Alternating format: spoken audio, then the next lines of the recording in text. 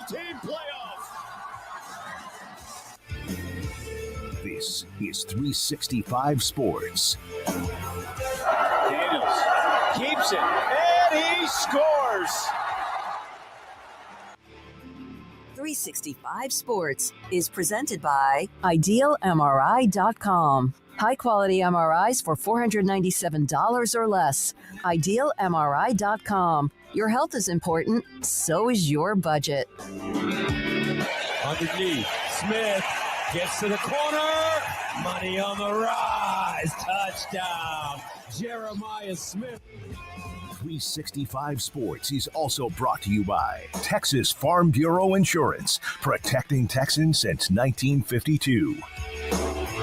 Johnson buys some time. There's the tight end again, rumbling towards the end zone, and the touchdown for Ancio.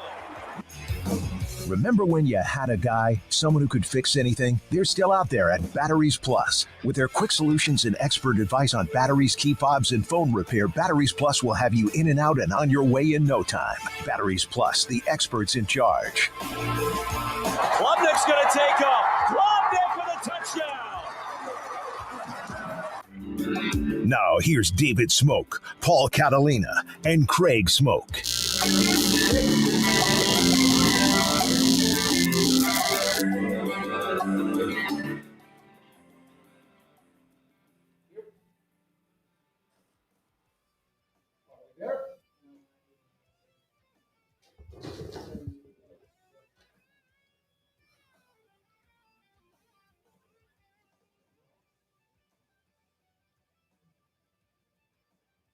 Mic check. You may have to. Well, hold on. What's going on here? I'm on camera. That's fine. Paul, you go ahead and go. I have no mic. Oh, welcome in 365 Sports. Paul Catalina, Craig Smoak, and currently Mikeless David Smoak, but we're going to get that figured out here in a second. Big stuff today from the NCAA on Michigan, and we'll see what that means or where that goes. There's Garrett as he's trying to fix Smokey's mic. It's still not all the way plugged in. Can we just hit a break real quick and let me fix this? Okay, let's go to break real quick and I'll fix this. Sorry about this. This is 365 Sports. The 3 o'clock hour is sponsored by Waco Custom Marketplace. Big savings are waiting at Allen Samuels in Waco. Drive off in a 2025 Jeep Wrangler Sport for just $29,990, or grab a new Jeep Compass Latitude for only $26,700. The road and trails are calling. And wrap up your summer in style with the Make This the Summer event at Allen Samuels Dodge Chrysler Jeep Ram. Come by. Let's be friends. Let Camille Johnson Realtors guide you seamlessly through the process of buying your dream home or selling your current one. Commercial, farm and ranch, or residential, Camille Johnson Realtors can smoothly and successfully lead you through any transaction. With a team of 28 experienced agents who are excited about serving you, Camille Johnson Realtors services the entire greater Waco area. If you're in the market to buy or sell, contact Camille Johnson Realtors, 104 Midway Center in Woodway, or find them online at www.camillejohnson.com. Camille Johnson Realtors, elegant, charming, warm. Welcome home. You know, there's a bloopers tape, and we just created one. Sorry about that. With some technical difficulties, we're here. I'm David Smoak, Paul Catalina. You heard him. Craig is here, and you saw Garrett and his T-shirt and shorts. Good afternoon, 365 Sports, on a huge day in a way when it comes to the NCAA, and news that a lot of us have been waiting on, including Michigan. And, of course, reaction from college football fans across the country on did the NCAA get this right or not. Well, here is what we have with Michigan. Brandon Marcello, NCAA, sufficient grounds to levy a multi-year postseason ban. However, of course, the panel determined that a postseason ban would unfairly penalize student athletes for the actions of coaches and staff who are no longer associated with the Michigan football program. Let's stop there, react to it. They have not always said that. There have been other programs who have been nailed, even if players or whoever else is involved, coaches, and they still get nailed. That's the first part from Brandon Marcello. Sufficient grounds to levy a multi-year postseason ban, which would be devastating, but it's not Western, Eastern, or even Central Michigan. Yeah. Well, look, that is not like you say they usually don't do that. They never do that when they have the opportunity to do it. And maybe it is because it was Michigan in all of that. Like, you can read into that. But I can't remember a time where they haven't at least tried to do that with someone because that was their punishment. It's like, okay, well, you're out of the postseason. Well, 5 years ago, the coach is gone. All these players are out of eligibility, but you're punishing them because you guys can't work very fast. Ask Oklahoma State basketball. Exactly. So hopefully this is a step forward in, like, look, a postseason ban is stupid in one regard if you can't get it done fast. The postseason ban only would have stung had they banned them from the postseason that during year. The 22 season. Had they gotten it through, right? Yeah, but otherwise it's not worth it for guys 2-3 years later. I mean, I think it would have been worth it for them to be punished and actually feel punished. I don't think that they really feel all that punished today. This is not a story that I've followed very closely just because Connor Stalions, whose name I hope to not say much after today, just has go-away heat with me where it's not like I'm interested in learning more. It's like I want to not know anything about him. So when I've seen him platformed, there's clearly people who find it intriguing. I just find him to be super scummy, and I don't enjoy watching or entertaining people like that. So with this whole story, I figured this would end with a dud, not with a big blast off. And that's pretty much, I think, what we got today. Certainly a lot of money, as we'll talk about, but I don't think money is really something that Michigan is lacking. So where could you have really hit them? You could hit them by taking away titles or taking away wins or things of that nature. But with the era we're transitioning into and with where we are now, yeah, they didn't go that route. And had they gone that route, I'm sure there would have been lawsuits, and then that just drags out further. So this is about where I thought we would land with big monetary penalties, some show causes, but nothing substantial actually changing anything that occurred during that season. So Michigan, I think, feels fine. From a standpoint of, if I was a fan, I wouldn't care about a $30 million fine. What does that have to do with me? It means nothing to me. I wouldn't care that Jim Harbaugh's got a show cause because, hell, it's not his first one. Like, I mean, hell, that's part of his routine. Oh, Connor Stalions can't coach for us again? Okay, he got us a national title. Who cares? So, I mean, yeah, there's penalties, but none of them change what Michigan was able to accomplish, and that's all they care about, as far as I'm concerned, is being able to forever say, hey, we won the national championship, and didn't matter what happened or what aided that or what didn't aid that, depending on who you ask, because there are varying opinions across the board. So, the NCAA's last major case, and it ends with a whimper, not a big bomb going off. And so that's kind of what I expected at this point. All right, one quick note from Bruce Feldman, and then we're going to get to the penalties, which actually is the main core of all of this. And I do think that, like, it is unfair to punish, like, a freshman who's there now, and I have been against that, but it's also the only way I think you could have punished them to make it actually hurt. So that's the damned if you do, damned if you don't part of this. And I'm sure there's other legalities that came into play as well. But, yeah, that's something I think everybody feels or would agree would be like the actual way to hurt them would be to strip a title, but they're not going that route. Yeah, strip a title, absolutely.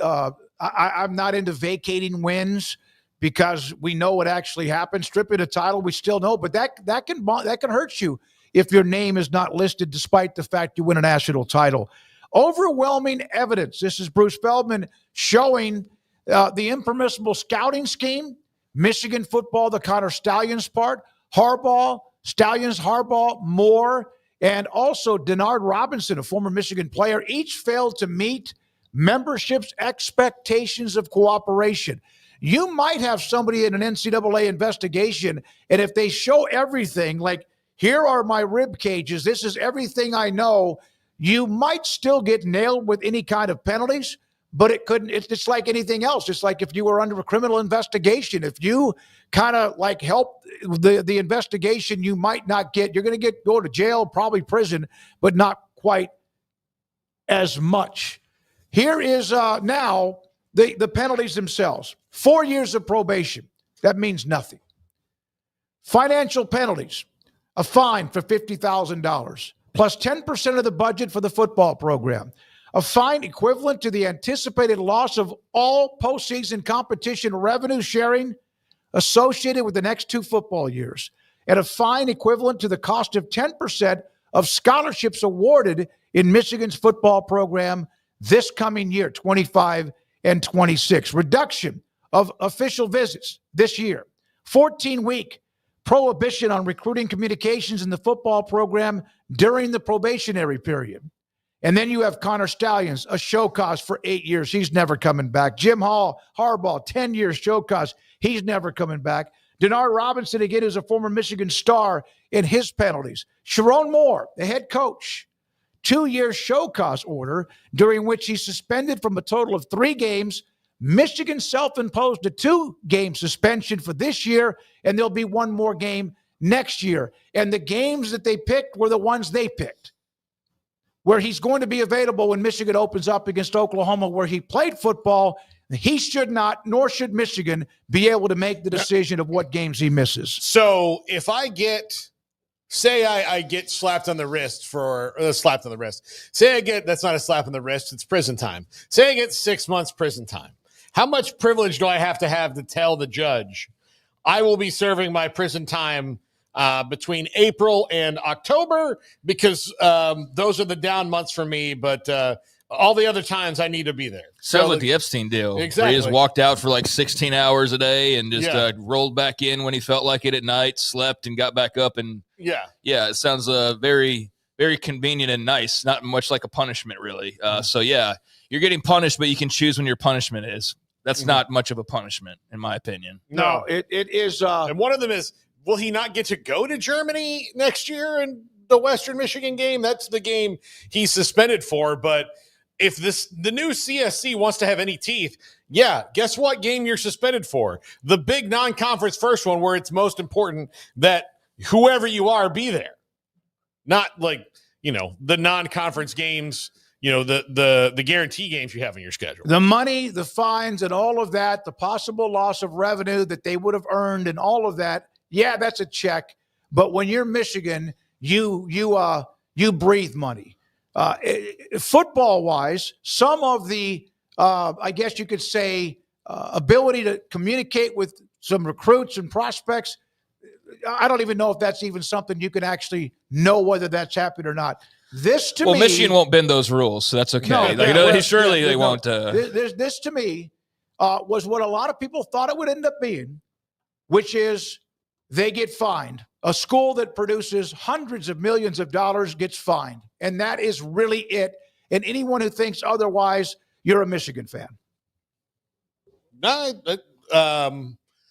don't know about that. Like, I mean, again, this is ultimately a slap on the wrist for them. I mean, look, $20 million. That's what I was saying. Yeah, I mean, you're right. $20 million is significant. I mean, like even for a program with as much money as Michigan, like it's hard to make up a hole like that over a couple years. But if anybody can, they can. So I don't know. I think that there might be some people who feel like this is just or whatever. I mean, like, I think the most interesting, like, there's some interesting things about it, that the postseason ban and the verbiage that they said for the postseason ban, I think that CSC needs to uphold when they take over this of, if you're going to punish people for postseason, it's got to be people who they're not being punished on that team. No. But like, that's the verbiage they used, was the players are all gone. That didn't matter to the NCAA thousands upon thousands of times over the years that they've done this. But they're not being on a postseason ban. They're losing money that would be. Yeah, that's what I'm saying. Like verbiage. They needed to be knocked out of a postseason playoff for 1 year.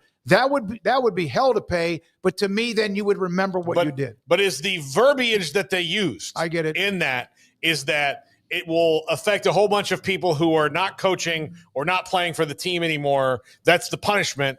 And the people who would be punished are the ones who are now. And so you're punishing people who are on the team now for a crime they didn't commit. They need to remember that they said that.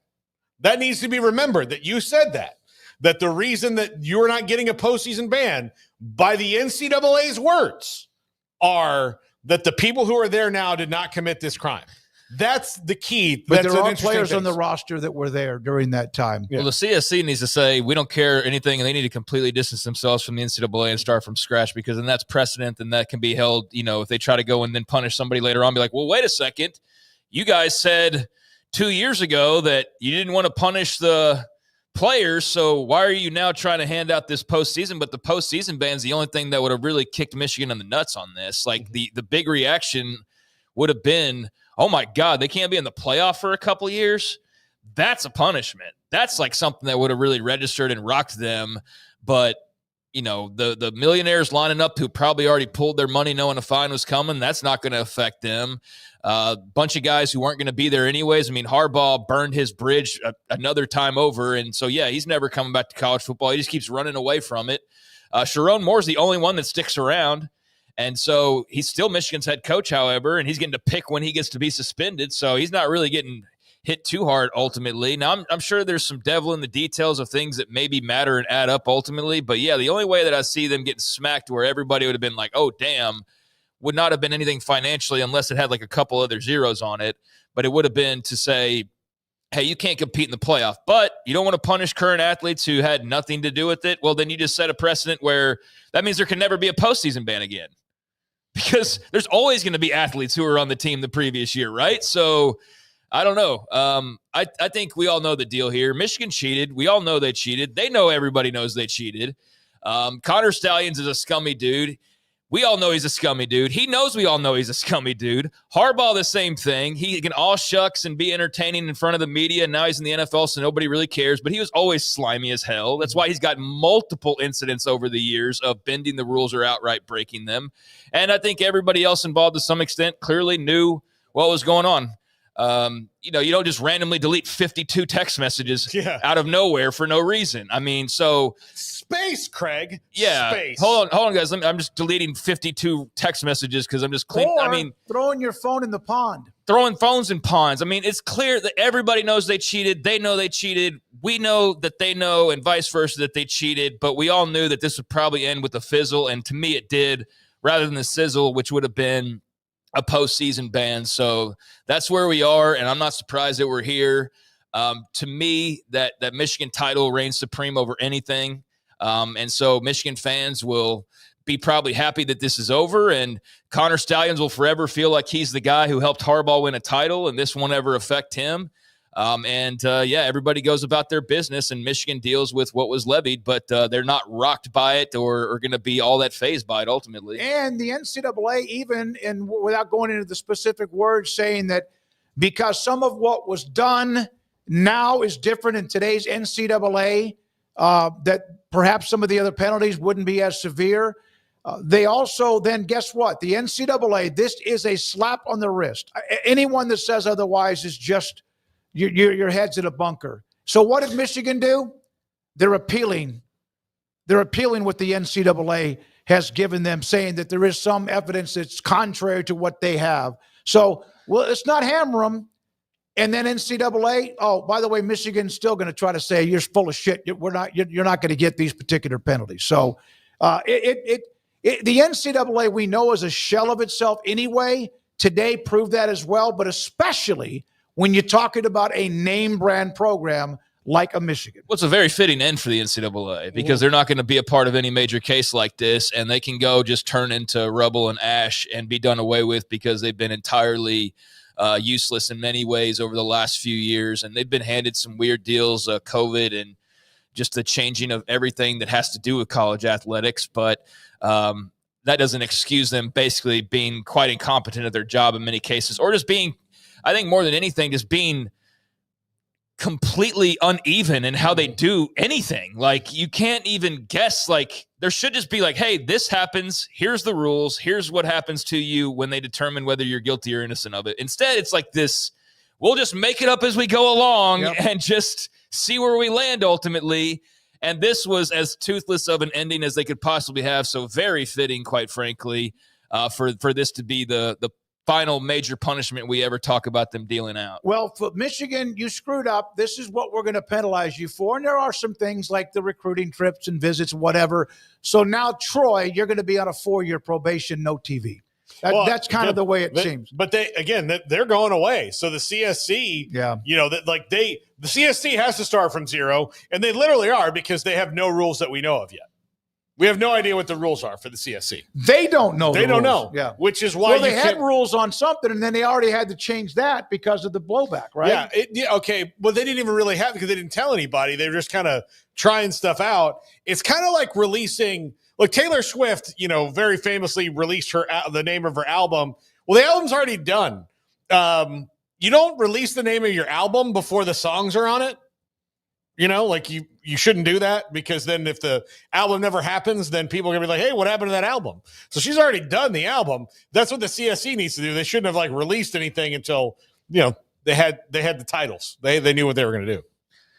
Yeah, I mean, I hope they have some teeth. I don't know. I don't really know where we even are with that whole thing. But the NCAA saying that they found grounds for multi-year postseason ban to only deliver tens of millions of dollar fine, again, is just very fitting for them. Think about what you just said. How many years? Multi-year postseason ban, which is why you play the games when you start working out or throughout the year to get to the season, to be in the postseason. And if you're told you can't play, that can absolutely take everything you have off of you when it comes to a program for 1 year, 2 years, or more. Yeah, I hope to never hear the name Connor Stalions again. I just think he's a scummy-ass dude. But, he got what he wanted. He got what Harbaugh wanted and what all the Michigan folks wanted. And not all Michigan fans need to be painted with a broad brush. They're all cheaters or whatever. But I think it's very clear Jim Harbaugh was a serial cheater. And look, well, hey, what about Ryan Day and Nick?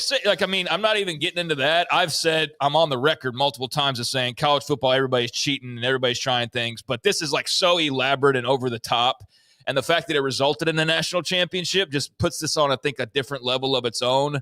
And the fact we're talking about this weird dude who was randomly on this other sideline that we still haven't fully cleared up why he was in his weird Google sunglasses on, a different team's sideline at one point, and just the whole thing. I'm sure somebody will continue to platform him because there's something of interest there for people. I don't get it, though. I just think the dude's scummy. Luckily, he won't be around college football anymore. But there's other Connor Stalions out there, I'm sure, and people finding ways to get that advantage, because that's the name of the game, is whether it's recruiting or it's in scouting or just whatever the case may be. Everybody's looking for that edge, and Michigan found their edge, and they took it all the way to a national title, and now everybody that was a part of it, except for their head coach and, the school people who will have to pay these fines, they're all off. Jim Harbaugh doesn't give it S. He's in LA. Ring, he's in training camp. He's got the Chargers. Connor Stalions got his national title. And also various Netflix stuff to make more money off of something he did that was not true, was against the rules. He gets to make money Probably. off of. All right, Matt Fortuna. Do you have that one, Brandon? Matt Fortuna. Connor Stalions also admitted during the hearing that he disposed of his phone in the pond, which was a rumor. Everyone thought, is that actually true or not? In a recorded phone call, Stalions said his film was also at the bottom of the pond. And speaking of that, another part of what Matt Fortuna said, I just saw this, that he used a network of individuals to scout 13 teams 56 times across 52 different games. He referred to the network as KGB, spent $35,000 on tickets, never sought reimbursement from Michigan, at least that we know of. That just part's a bag of cash. Just dumb. What a douchebag. To really be that obsessed with the thing. And look, he was really good at it because he figured out a system. But if you ever feel like, if you're a Michigan fan, you feel like you've been victimized, deleting text messages and dropping crap in a pond, that's not what not guilty people do. No, that's what murderers do to try to get away with a crime, or bank robbers or whatever. So, he was very good at being underhanded and cheating. Yeah, he was incredibly good at doing that. So congratulations to him on being talented to run this whole network. Calling it the KGB just makes it even just more sleazy. Just sleazier. You named it after something famously evil. Yeah, exactly. So, again, I hope we don't see his picture or whatever for too much longer. And I doubt that we will, because I don't think we'll really have much of a reason to, unless people want to keep giving him Netflix specials. But Oh, they will. Write a book. This is the end of the road for Michigan saga, and I think Michigan fans are clanking beer mugs right now up all over the country because they know that their natty's intact. Their head coach is still around, even though he'll miss a little bit of action, nothing too crazy. Because again, he doesn't have to miss.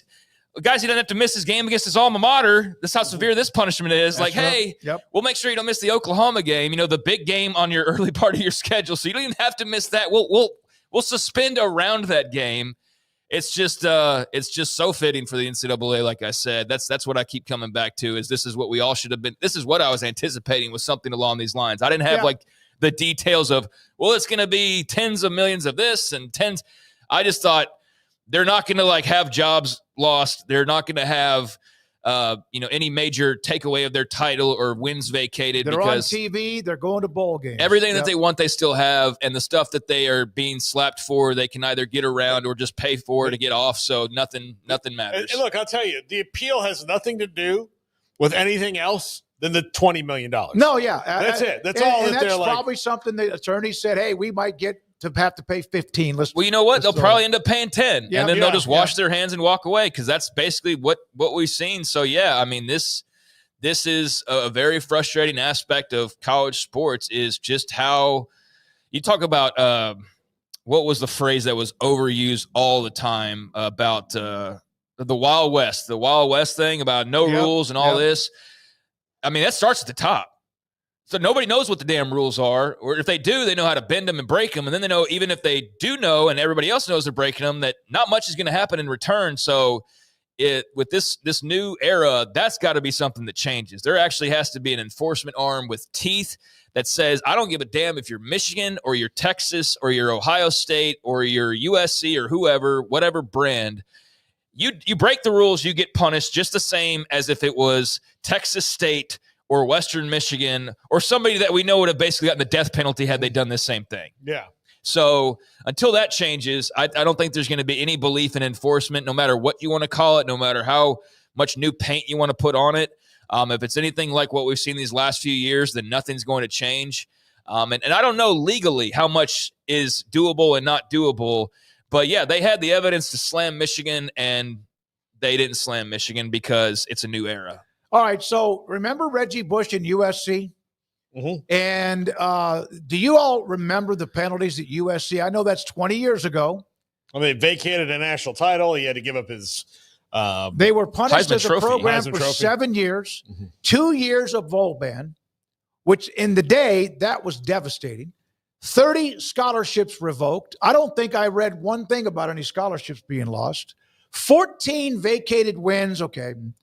1 vacated national title. Yeah. 1 vacated Heisman Trophy. And Reggie Bush's parents leased a house they found from a wannabe NFL agent. Now, that doesn't mean he didn't get cash because he got that too. And here we are 20 years later. They didn't care that a lot of players at USC, there were some that were obviously getting money. They didn't care when they hammered USC for that. They didn't care when Oklahoma State's men's basketball team, I keep going back to that one, got hammered. But North Carolina's okay, right? Or Kentucky or whoever just throwing out schools, or KU, right? This is not a surprise. I'm not mad. I'm just I'm pissed off because I'm not mad. I'm pissed off. I'm not. Really, what did they lose? I mean, they lost some money. Maybe we'll see what the appeal says. The financial thing was, $30 million, the equivalent of the 25 and 26 potential postseason shares. So there's a lot of non-concrete words as a part of it. They could potentially lose this much, up to this much as this much. There's no they are losing this much. It's could be, might be, maybe. And so we don't even know. And then the appeal could change all of that as well. And hell, where we are right now, like I said, it'll probably get knocked from 30 down to 10. And you'll have a couple donors just write that off and everybody moves about their business. Yeah, I'm definitely not pissed off about it. I'm just this isn't going to ruin my night like it probably ruins the night of a Michigan State or Ohio State fan that was hoping maybe they would actually get hammered. I have no skin in the game. Again, I'll just say what we all know. We all know that Michigan cheated. We don't know how much it actually helped them win a national title, but to think that it didn't help, as elaborate as this scheme was, is insane. And so, yeah, they had a whole wannabe KGB spy ring operating with multiple people involved and plane tickets and I mean, this is like as intricate of a cheating scandal as you could possibly have. Mm-hmm.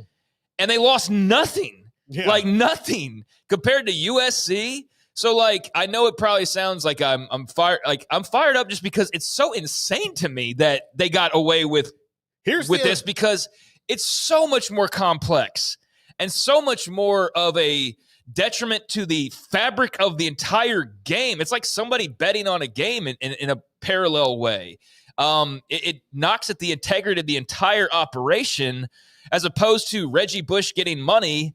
If he was getting money to not score that touchdown against Oregon to cover the spread, okay, that'd be a different story. But he was just getting money to play and be at USC. This is like an elaborate setup to win the national title that paid off, and nothing's occurring that's going to make them blink twice about it. And so to me, I'm not like a Michigan hater. If you had said this was Clemson or South Carolina or just name a team, I'd feel the same way. I just think this is, again, and that's the final thing I'll say about it, just the perfect ending for the most toothless organization punishment arm that we've seen in sports in our lifetimes. Retired working man. A couple of different notes. If you're mad, it means you're losing. It means they have your energy. Do you really want to give them your energy? We're covering a story in college football, but I appreciate your message in the chat room. They're not going to – I won't lose a second of sleep over this. In fact, I'm glad it's over. As Craig has said, Paul, you have said, I have said, I don't want to hear about it again. You're going to hear about it because there's going to be the appeal, et cetera. That's also great for Michigan, is that we're also going to move on from it. Yeah. And so, I just think it sucks. I'm not giving anybody my energy other than the energy to the audience that's watching right now and we'll watch later on. I just think the whole thing kind of sucks, but it's very fitting. And I do hope that for the integrity of the game and just to be a real-ass organization and not whatever this thing is they're trying to operate and just maneuver around however they can to stay above water. Like, I hope whatever this new era looks like of like, hey, there are actual punishments, and it doesn't matter who you are. If you break rules from Ohio State to Ohio Western State or whatever, I just made somebody up there, but you get the point. That's treated the same. But this is college sports, and we know that there is not a balance when it comes to punishments or anything of that nature. So if anything, what I'm annoyed by is that clearly Michigan should have been slammed, but it's just that I don't really have a lot of hope that this will be any different in the new era, but I hope that it is. I agree with you, and what maybe even more upsetting, and I saw a couple of different people, it might even our next guest, Mark Schipper, saying this about sign stealing in and of itself is legal if you do it in the way of like somebody just on the sidelines during the actual game you're playing. Baseball, you got dudes in the dugout watching the other side. Yeah. So, there are some unwritten rules in baseball. You'll get one in the ear hole, but you can do it. But advanced scouting is illegal because, in the NCAA's explanation for why it is not because of the integrity of the game. It's because not everybody can afford to do it. Right? Not everybody can have $35,000 worth of plane tickets that they just send around to all these different games. Well, if they just say everybody can do it based on your resources, then that's another thing that's going to kind of, there are unwritten rules in baseball, but if you're a player in the dugout, there's times when you're going, hey, I think I can spot something there. But what's different is when you have the cameraman hiding in center field who's filming the plate, and we've seen people try to do that. That's basically what this is. It wasn't just the players doing the unwritten rules and going, hey, I think I know what they're doing here. It was there's cameramen and spies and like Google glasses and on the sideline of another team. I mean, it's just insane. Computers that, by the way, there's a picture from Swanky Wolverine. It's got a picture of a headstone NCAA hammer 2023 to 2025 with a bunch of the Michigan players leaning over the headstone like this, and Sharon Moore with the championship trophy. Listen, Michigan had a great team. They were really, really good, and it was a hell of a run. I'm sure they're glad this is over. They can appeal, get something back or not, but nothing that is a part of the penalties truly will affect whether they can win or not moving forward, starting this year or in the future, from what the NCAA did. Well, that is most important, but I think most of all is that national title is not going anywhere. I mean, that's the thing that would have been, if you had just taken that away and not even levied anything else except for the show causes, which obviously had to come down. But beyond that, if you had taken away that title, that's when you would have had some Michigan fans going, what?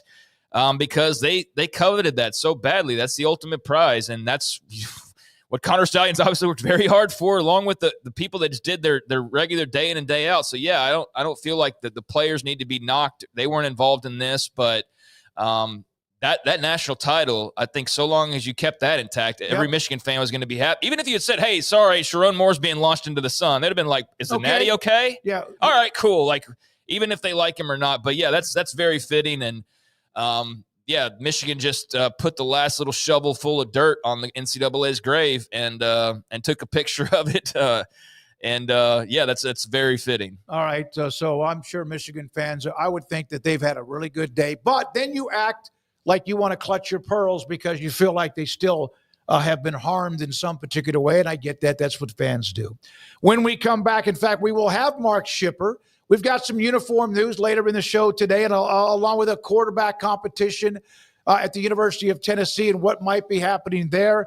Mark Schipper will join us. Also today, we have Ryan Harklau. He played at Iowa State. His thoughts about the Cyclones and K-State, of course, a week from this weekend. This is the last weekend without college football. So enjoy it and look forward to it. Mickey Spagnola, former Tech lineman Lonnie Edwards, and Kenneth Davis, Paul Catalina, later in the show. This is 365 Sports. PettyClinicLowT.com. Dr. Kent Petty can help you become the high-performance man that you want to be, need to be, and used to be. Let's just talk about your energy. Are you not quite as – you don't feel this – you wake up and you're kind of, and a lot of that could come – you didn't sleep well. You ate something bad the night before. There's something upset in your stomach, or you're just worn down and there's a lot on your plate. Well, a lot of it also could be the fact that your testosterone level affects your energy. 1 out of every 3 to 4 men have symptomatic issues of low testosterone, and energy, which is the engine that allows us to go and feel good about doing what we're doing, it might just not be the same because your testosterone feeds you energy, feeds you a lot of things. But that's one of them. Dr. Kent Petty at PettyClinicLowT.com. Get in touch with them. Tell them I sent you. And tell them that, I think I have a couple of those symptoms. The other one, of course, is ED and sex drive and sleep habits and whatever else.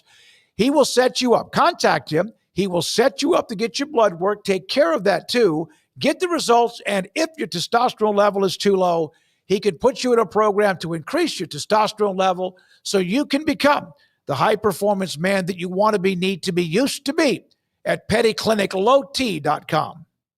That's my go-to guy. Can you fix my smartphone? Yes. Do you have car batteries? Yeah. What about golf cart batteries? Of course. Battery from a G-Fob? Absolutely. My boat? Huge variety. Toy boat? Sure. Motorcycles? You bet. My apartment building? Whole building. Do you have batteries for my party lights? Yeah. Batteries Plus, the experts in charge.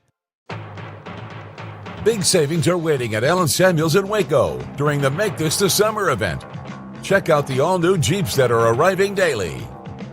Drive off in a 2025 Jeep Wrangler Sport for just $29,990. Or grab a new Jeep Compass Latitude for only $26,700. The road and trails are calling, and ramp up your summer in style with the Make This the Summer event at Allen Samuels. Come by, let's be friends. I'll never get used to this.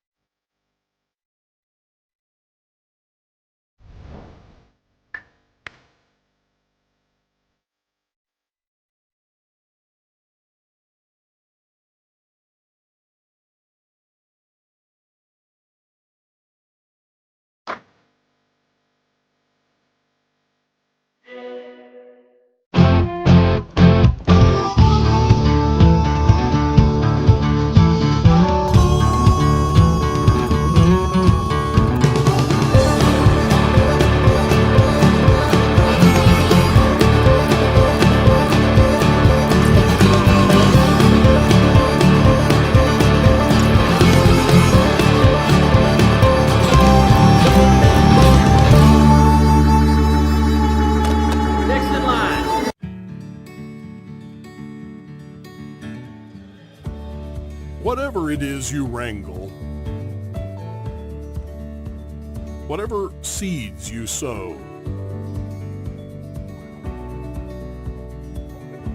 no matter what you nurture, or what you choose to grow.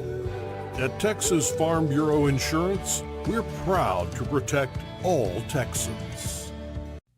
Developed by Startup Waco, a nonprofit organization, GXG is a program designed to support the entrepreneurial development of Baylor University student athletes through NIL activations. The program helps student athletes maximize their platforms and offers a comprehensive support system for them to create and grow new businesses that not only benefit themselves, but also uplift the local economy.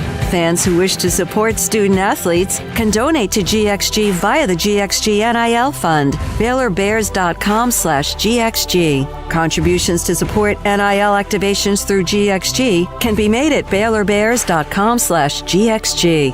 For more information, follow at GXG_GreenXGold on social media and visit the official website www.gxg.startupwaco.com. GXG, empowering student athlete entrepreneurship and uplifting the local economy through NIL activations. Make this the summer event at Allen Samuels Dodge Chrysler Jeep Ram, where big plans start with the perfect ride at great deals. From weekend getaways to daily drives, your next new truck, SUV, or car is waiting. Come by. Let's be friends. You got batteries for my side-by-side? Yes. Replace my flashlight? Sure thing. What about my business? Oh, good one. 100%. Batteries for my fleet of trucks? Gas floor scrubbers? Yes, and fire panels. We have pallets of batteries. Well, what about... As your go-to guy, if it needs a battery, we have it. Well, that's all you had to say. Could have led with that. Batteries Plus, the experts in charge. This is 365 Sports. The 3 o'clock hour is sponsored by Waco Custom Marketplace. Meats, sweets, Texas treats, and a cut above the rest. 425 Lake Air Drive, Waco. Here we go, 365 Sports. Mark Schipper. We've had Mark on with us before, and we have him on today, in a day in which Michigan, of course, gets their penalties and whatever else, and the reaction to it, plus a lot more in college football that starts next week with K-State, Iowa State, and Ireland. Mark, thank you, buddy. Appreciate your time. How would you describe Michigan, the penalties, the NCAA, and this entire story?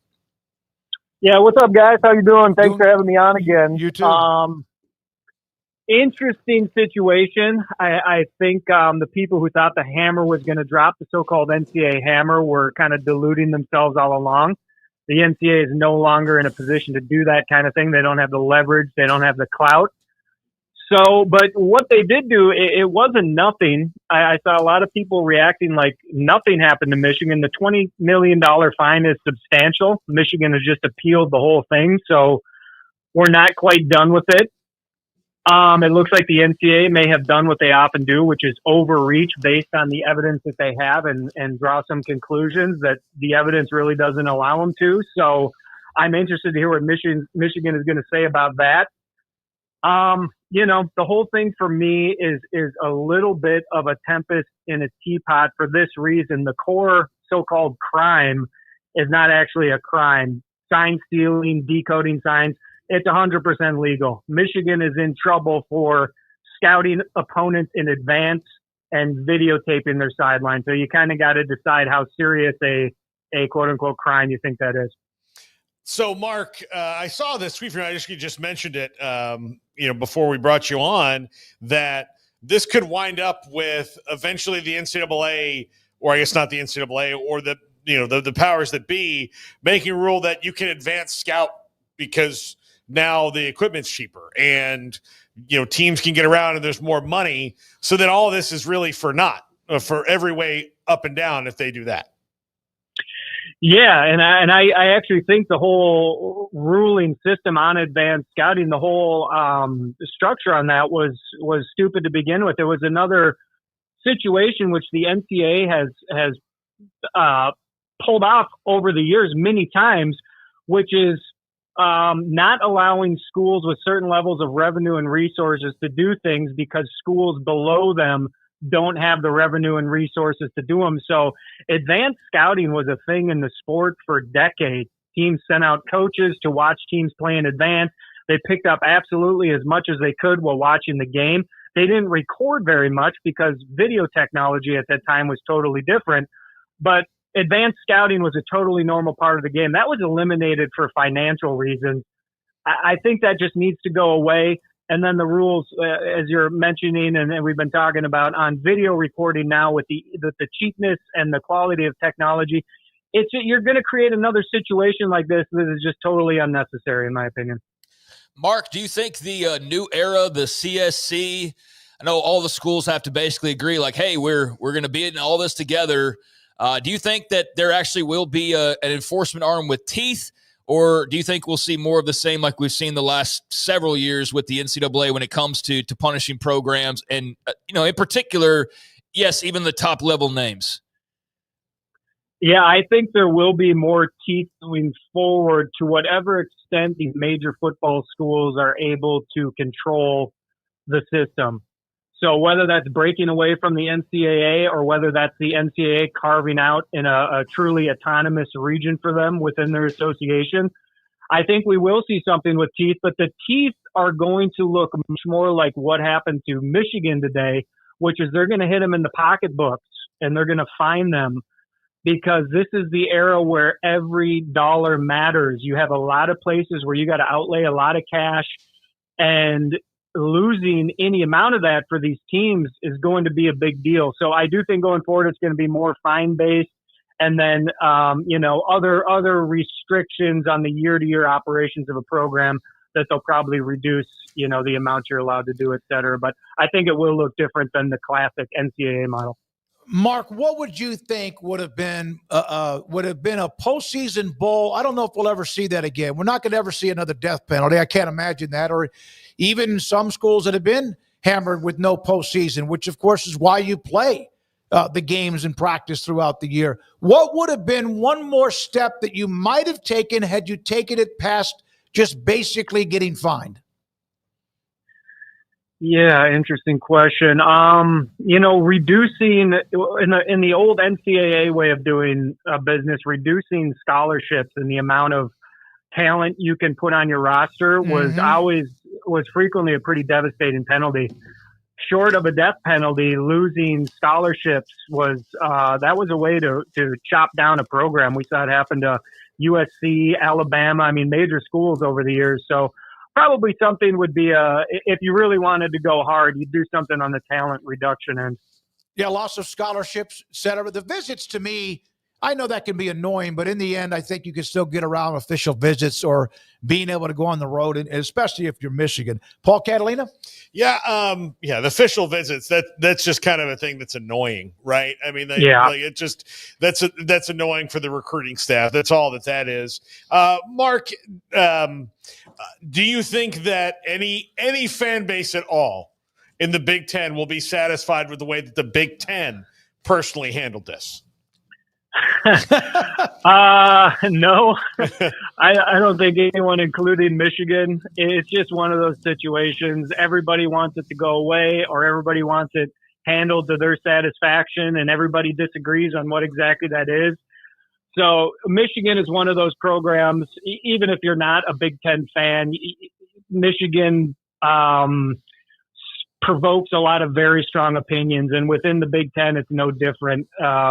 They're a big dog in that conference, and they occupy a lot of space, and a lot of people resent that about them and would have loved to have seen them humbled to a more significant degree. And, of course, the Michigan people think nothing should have been made of this at all, period, and any punishment is wrong. So, no, I don't think anyone's going to be happy. So, Mark, there is a season coming up as we wade through all of these types of stories.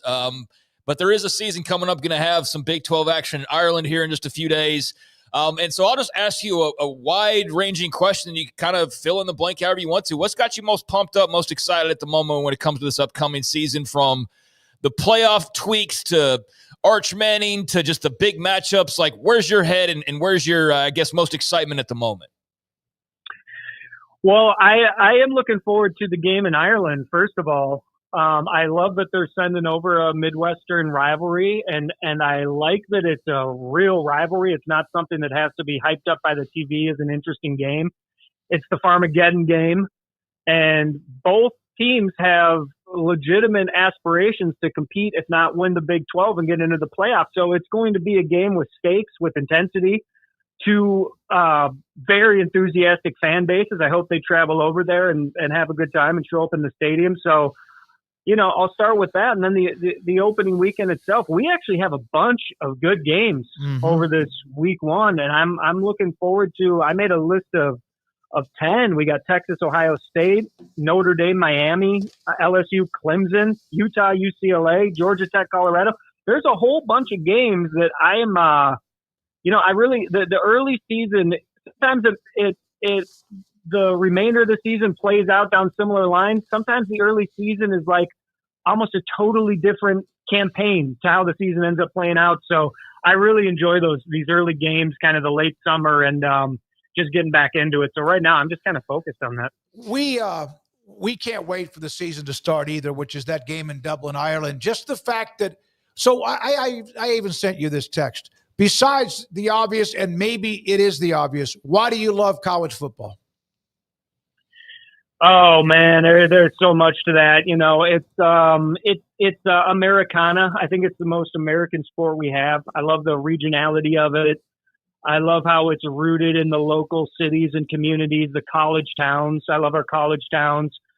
And then the games themselves, the color of them, the pageantry, the drums, the marching bands, the stadiums, the whole atmosphere around college football is such a unique and enjoyable experience that, it's something that even just as a small kid that fascinated me almost instantaneously, long before I could even articulate it. So just being around college football and the color and the sound and the sights is a great thing for me. It's also, one other thing I didn't mention, I really learned about the United States from this game. All these college towns, all the different regions, I would look on atlases and maps and find out where they were and what it was like in the different parts of the country. So it's, I did say this to start with, but it's pure Americana. Well, you're writing a book about it and do share some of that on your timeline. You mentioned, this is what, maybe a day or two ago, about your trip to Oxford, Mississippi, to visit where the Ole Miss Rebels play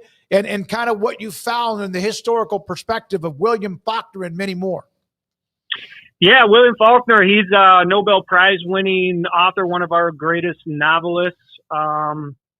He was born and grew up in Oxford, Mississippi. He had a family home right outside the campus, and it's still there. And Faulkner, interestingly enough, in his novels, he mentioned college football and Ole Miss football many times. And this is, the early part of the 20th century through the 1920s, 30s, 40s.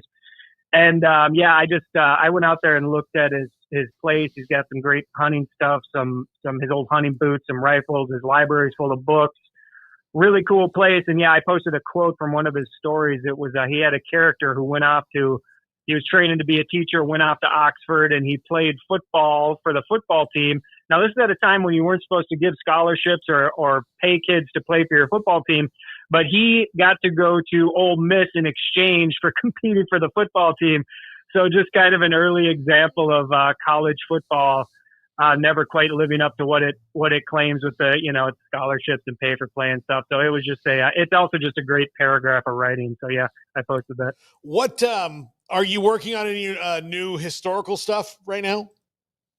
No, this book is going to be out this fall, so I'm writing like crazy on this thing every single day, and I'm finally getting close on it. It's been a long project, so this whole book is really the place of college football in American history and culture. It's kind of where it came from, where it is, where it's going. I took a huge odyssey across the country, went to every region and many of the big rivalries and soaked it all in. So for college football people, if you're interested in the sport and sort of why it's so deeply rooted here, I think this book will be fun for you to read. All right, so I have to ask you then, when is it coming out approximately? And is it much more of a project than you ever thought, or was it much more enjoyable than you ever thought it could be? Yeah, it should be out this fall, potentially pushed towards the end of the season, but it'll be out this fall, before the year is out. And the answer to your question is both.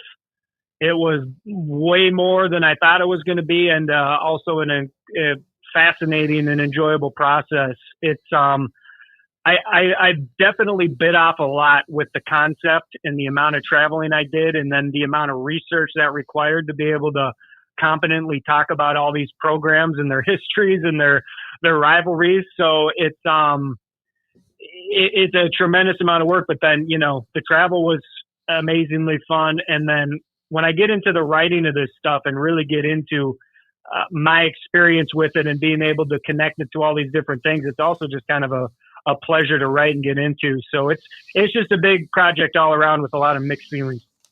You made a comment about the Adidas, not so much Tennessee, but your comment about Adidas and how every once in a while they'll just show up and just do something, right? Yeah. Well, Adidas is interesting. They went from kind of a very normalish company. They made, really classical or normal uniforms with the Adidas 3 stripes on them to, I think, getting concerned that Nike was going to run away from them with the University of Oregon and all these Nike concepts. And Adidas went through a phase for a while, maybe 2010s and until recently, when every once in a while they would roll out just some insane uniform concept. I mean, just outlandish weirdness and force your team to wear it. And it was just bizarre, like I remember one year for the NCAA tournament, they put UCLA in like Zuba's pajamas. And, UCLA is one of the most traditional basketball programs there is. It was a horrible look for them. The fans hated it. They've done it many times with football uniforms, but what I heard about Tennessee is they're going to have creative control, their in-house people over what they do with the uniform. So I think Adidas has been effectively reined in. Mark Schipper, Fifth Down College Football with us on 365 Sports. Mark, what did I tweet? I've forgotten. This is part of being 45 now. Oh. I tweeted at you earlier in the year that you and I should write a movie about something. A college football thing. It obviously went over well. I'm trying to recall what it was. It was something I posted and you said this needs to be a movie. Yeah. And you weren't wrong, but I can't recall off the top of my head what that was. All right. Well, I just want to say that when we figure it out, let's do it. Yeah. Hey, I like that. That's general and specific all at once. Let's plan on that. Exactly. Mark, thank you very much. I know you're busy. Good luck with the book. When that thing is close, you better send us a copy. We'll put it on our set. We'll have it facing the camera. People can look at it, and we'll also give them the information of how they can find it. Oh, you guys know I'm going to do that. It's always a pleasure to come out with you guys, so I appreciate you. Appreciate it. Mark Schipper, Fifth Down College Football, sense of humor, but also legitimately analyzing the game. He said, this is what always will scare you about Adidas. Out of nowhere, they'll show up with some straight insanity and force your team to wear it. Is what he said about the Volunteers. Well, look, right now, their straight insanity is NIL money that's going back into the school, which Nike was not doing, and now they're going to have to. Yep. One other note about this is a Big 12 note. It's a Bobby Bowden note, too. He was just talking about the coaches that have done the best job, whether it's turning a program around of what used to be just blah. We've mentioned, in fact, for example, Gary Barnett, Northwestern, what he did. But here's what he said. Bobby Bowden turned Florida State from an obscure, locally known school in a neo-blue blood into a neo-blue blood in about 25 years. Joe Paterno built Penn State football from a second fiddle to Pitt into an undisputed champion of Eastern football. But my vote goes to Bill Snyder at K-State and what he did with the Wildcats, because they were horrific for year after year after year after year until they turned that corner in the, what would it have been, the late 80s, early 90s. And then, of course, with Michael Bishop and company, that 98 team that was so close to winning the national championship but ran into the overtime loss to Texas A&M and Sir Parker. When we come back, more to get to. We hope you've had a really good day.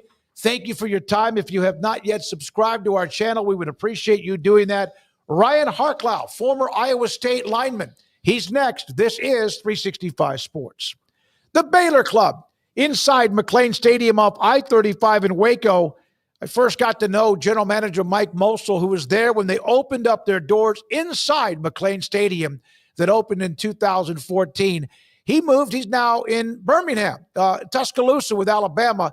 And so I got to know Nick Colwell about a month or so ago, sat down with him, has a great background in turning businesses into really good places where you want to be. He's even run casinos and more.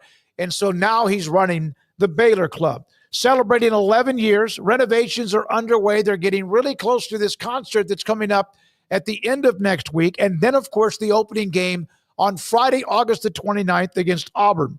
They have the ultimate tailgate game day weekend, Knox Hall tailgate Friday before the game between Baylor and Auburn, featuring Lucas Sousa in concert, an ESPN live broadcast, family fun, complimentary tasting from Valley Mills Vineyard, Swing Waco Golf Simulator, and a lot more. Boat tours and more. They have it going on, plus fantastic food, the amenities, the views, and a great membership to be a part of inside McLean Stadium. Tell them 365 Sports sent you. Big savings are waiting at Allen Samuels in Waco.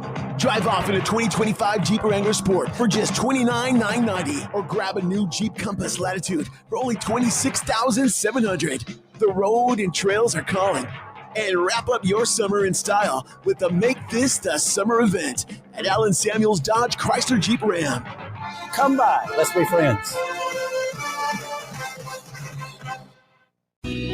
Let Camille Johnson Realtors guide you seamlessly through the process of buying your dream home or selling your current one. Commercial, farm and ranch, or residential, Camille Johnson Realtors can smoothly and successfully lead you through any transaction. With a team of 28 experienced agents who are excited about serving you, Camille Johnson Realtors services the entire greater Waco area. If you're in the market to buy or sell, contact Camille Johnson Realtors, 104 Midway Center in Woodway, or find them online at www.camillejohnson.com. Camille Johnson Realtors, elegant, charming, warm. Welcome home.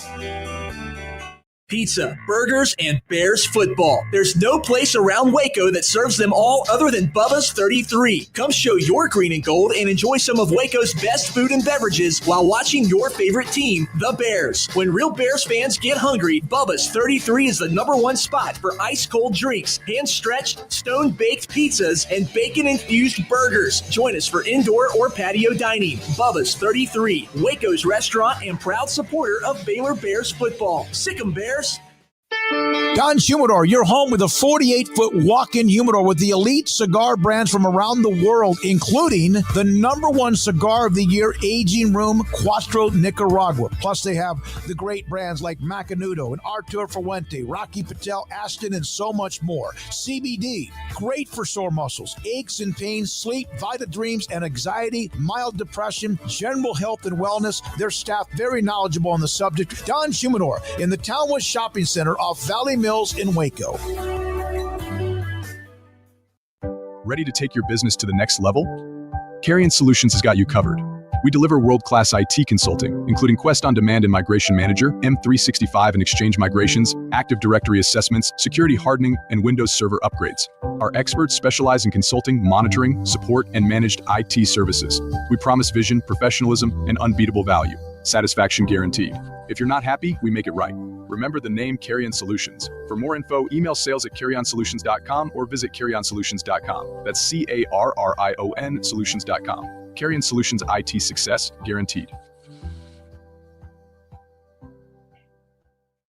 At Ideal MRI, we feel blessed to be part of the Waco community. We're a small family business here in Central Texas. At times like this, the cost of healthcare has never been more important. And unfortunately, significant illnesses and injuries still occur. And that's why Ideal MRI is open and here to serve you through this difficult time. So if you need an MRI, ask your doctor about Ideal MRI. You can schedule online in minutes at idealmri.com or call 833-IDEAL-MRI.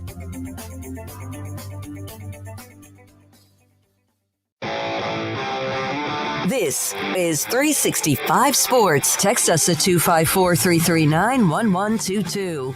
The text line is sponsored by Riverbend Liquor and Wine, with the most extensive variety of craft beer in Waco.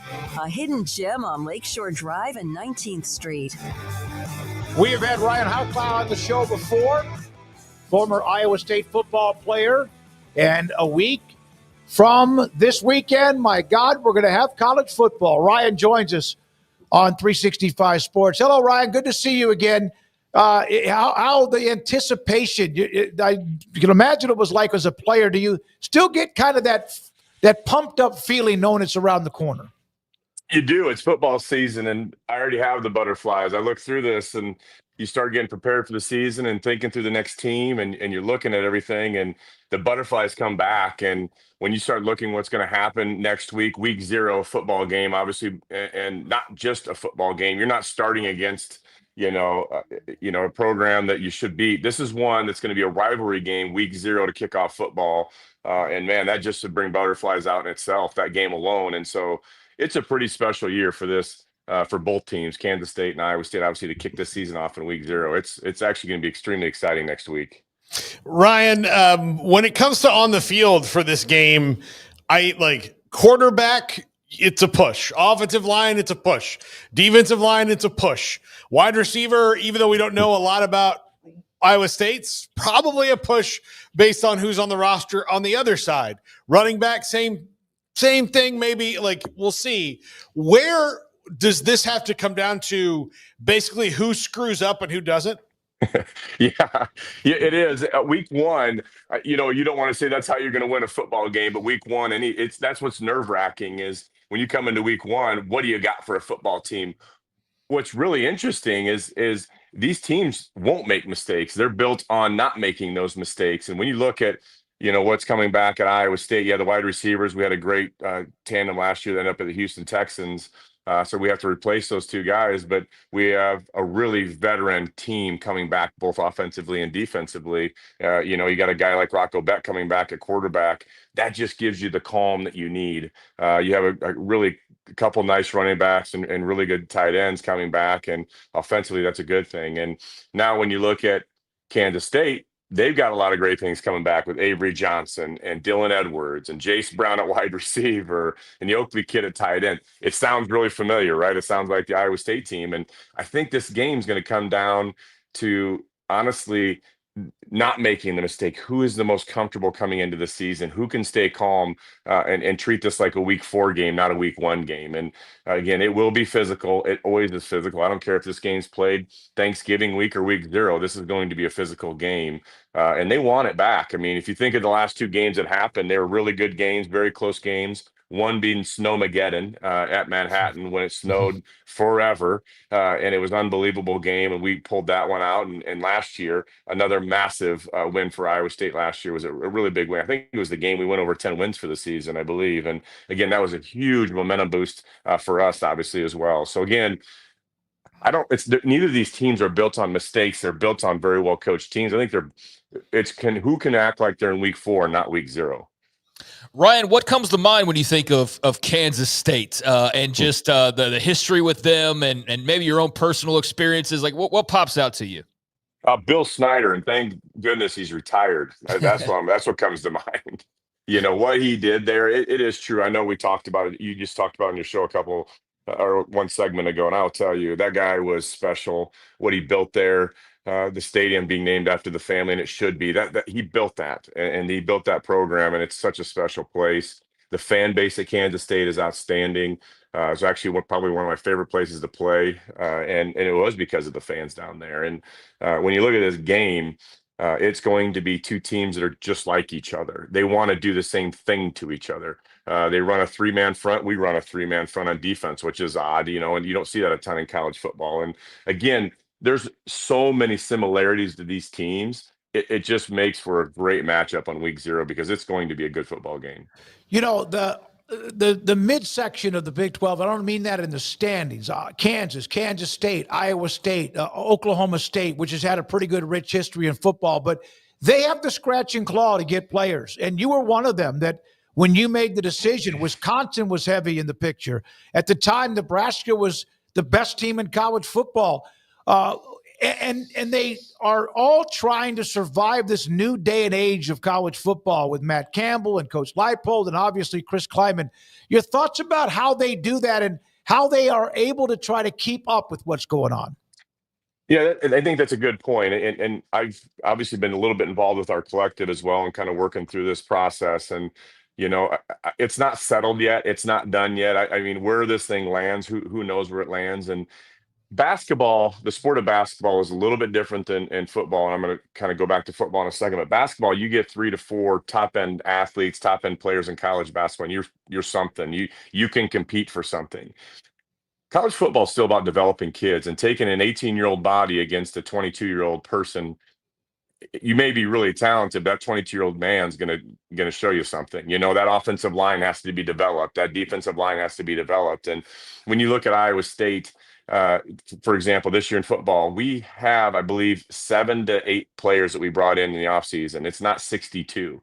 It's a program where we're going to develop kids. And, when you look at what's in the Midwest and you look at Kansas being the same way and you look at Iowa being the same way, it's a state's full of 4 sport athletes. They're not the peak athletes, football players at the time that they come into the program. They were playing baseball in the summers. And the next thing you know, they're in 2-a-days at Iowa State. And next thing you know, they're starting football. And that happened to us last year at linebacker where we had so many injuries. But the program at Iowa State and Coach Campbell, what he's built this on is a developmental program for ourselves. And I think that's the key. You don't want to become the developmental program for the XYZs. And I think that's really how we survive in this is recruit at a high end. And I think we're getting kids out of high school that are maybe higher tier than we did in the past because teams are so enthralled with this transfer portal. You may be able to grab a couple of kids you couldn't have got before. You get them in the culture and the program, get them on the field, and here you go. You got a shot. Because what you're seeing too, when kids leave and they do hit the transfer portal, it doesn't work out every time. And eventually that's going to bite kids in the rear and they're going to be put in a worse situation than they were when the seat that they were in at the program they were at. And I think that has really benefited us at Iowa State. We've had a lot more draft success in NFL draft success recently in this era of NIL and transfer portal because of that. We have higher end athletes coming in. And again, the ability to retain those athletes has been really good for us. Okay, there are not very many protected rivalries in the Big 12. I think there's only 4. As a matter of fact, Iowa State does not have one. It should be absolutely 1,000,000% Farmageddon should be a protected rivalry. If they said, Ryan Harklau, you're our guy on this. Tell us when the 2 big rivalries or the big rivalry for Iowa State should be played. Should it be Thanksgiving week, rivalry week all the time, or should it be just as long as it's protected and they play every year? I'm as long as they play every year, I'm good with that. It would be nice to be at the end of the year. I think this game should be at the end of the year. That Thanksgiving week, rivalry week. I just believe this game should be there. I hate to see this happen. This is one of the times you want to have you want Yormark to step in and like do something about this thing before you break a streak that was fantastic. And it's 2 agricultural schools, land grant schools. It's save something, save this thing, save some sanity in college football right now. And this is one of them you could keep alive, but this would be the one I would say, I think you throw this thing into rivalry week and keep it. Honestly, like I said, I don't care what week it is. If it hurts their scheduling, I don't care. Just keep this rivalry alive. It's 2 programs that have fought their backsides off to become relevant. Now they are relevant. They're both in the top 25. They're both competing. They both have a ton of talent. They're built very similarly. This is something that people will pay attention to because there is so much talent and there is a rivalry here. And I think it's really hard to see this game go away. And it would be nice if we could find a way to figure this thing out in the next this year. Obviously, we got to figure it out this year to make sure this thing stays alive. So, Ryan, you've talked about it, and one of the things a lot of people have talked about with Iowa State is having that consistency, that culture, to not be all caught up in the transfer portal and to feel like you can go and replace guys. And they got a couple of bad dudes that are now in the NFL that have gone on to greener pastures at wide receiver. What's your confidence level and who's stepping up and kind of who do you expect to step up in the absence of Noel and Higgins and obviously the production that they brought? Yeah, that's a good question. I think if our offense coordinator has his way, who's also the tight ends coach, he'd go 5 tight end sets somehow. I don't know how, but he'd do it. It is the deepest room in the building is our tight end room right now. I think there's probably 3 NFL tight ends in there right now. 2 of them would be playing most of the downs. I think you'll see 2 tight end sets most of the time. Gabe Burkle, who came on really strong at the end of the year, and then Ben Bramer, who most people don't probably recall, he had a great freshman year, got hurt early last year and didn't play much last year. His high end is extremely high, really big, good running athlete, good blocker, point of attack. And that's what's good. That's where a lot of the pressure is going to come. Is I think that tight end position is going to be really key for this Iowa State offense, because the defenses, if you want to stack the box, they have some speed on the outside. And I know you're asking on the wide receiver spot. I just think that tight end is going to play a big role. But we had a transfer in of Chase Sowell out of Eastern Carolina that I think will play a big part in this. Really, really nice transfer. We did get that kid to come in this year. And Xavier Townsend, another transfer in who came from Central Florida. He was originally a commit to Iowa State 3 years ago, went to Central Florida, had a nice start to his career there, and then transferred in this year. He actually played high school football with Rocco Becht, and he is pretty special. He has a lot of the Jalen Knoll tendencies, and I think by the end of the season, he's going to be a mainstay for Iowa State offense. Ryan, you were a part of a team that broke, I think it was a 20-plus year drought of not only a bowl win, hell, there were no bowl appearances. Iowa State has had their moments where they've had a team pop up or two, but you picked them, and Dan McCarney was the reason when you met him. 9-3, beat Pitt in Phoenix, I think, in the bowl game. What was it like to be a part of that turnaround? It's been a gift for the rest of my life, to be honest with you. And what you will learn, and what I learned through that process is, and it applies to life, is your details away from success. You're very small away from success, but you got to believe first. It doesn't matter about anything. You have to believe that you can get it done. But then once you find out what the details are it takes to get over the hump, and the little extra work it does to get over the hump to have success, that's what I really found.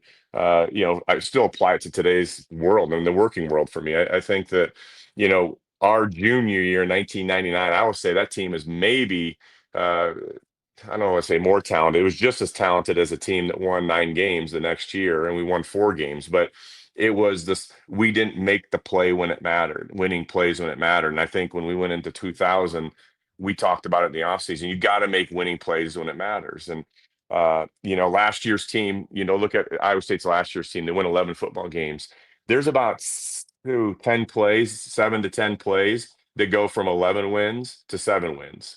You're on the ropes on a lot of different games, but they made the play when it mattered. At Iowa, they make that last drive and kick a 53-yard field goal to beat them. And Central Florida make a last-second drive to beat them. And Baylor block a punt, and return it for a touchdown to beat them. Like, there's plays along. Those are the little things along the way that you have to work towards and understand. You have to make those plays when it matters, and that is the difference between 7-4 and 11-3. I mean, it is so small. You just got to be willing to pay attention to the details and make the play when it's your turn. It is a really fine line.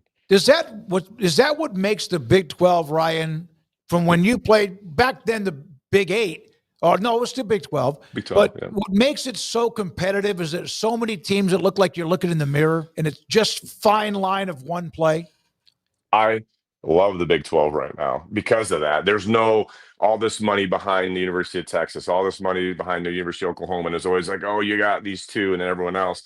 I think everybody else right now is pretty fantastic. I can name 7 teams right now that I think should probably be listed as number 1 preseason for the Big 12. And I don't want to give them to you, but I think Iowa State is one of them without a doubt. They deserve to be up there. I don't know how you take Arizona State off of there. They were there and won it and should have beat Texas in the playoffs. And so, but I will tell you, what's going on at Texas Tech right now is unbelievable. I think Baylor, you guys went on a run mid-year that shows that you're you have the players and ability to get to where you need to get to. And Utah still has athletes all over that field that they can do some things with. But that is what's going to be so fun and why week 0 is so important to Iowa State and Kansas State. This game, like last year, everything came down to these tiebreakers to get to the Big 12 championship game. You're starting off Kansas State, Iowa State. The winner of that game already has more than a 1-game lead. It's like a 1.5-game lead in the conference, because that's probably going to be a tiebreaker game at some point. You got to think. Rocco Becht is, and I think we talked about this last time. He's so great in crunch time and all these things. Do you think he'll be able to cut down on maybe some of his recklessness so that he doesn't have to be as great in crunch time? Like that's the next conceivable step for him is take away some of the mistakes you make early so that you don't have to be in a drag race in the fourth quarter. That would be great. The number one person that would tell you he needs to do that is his dad.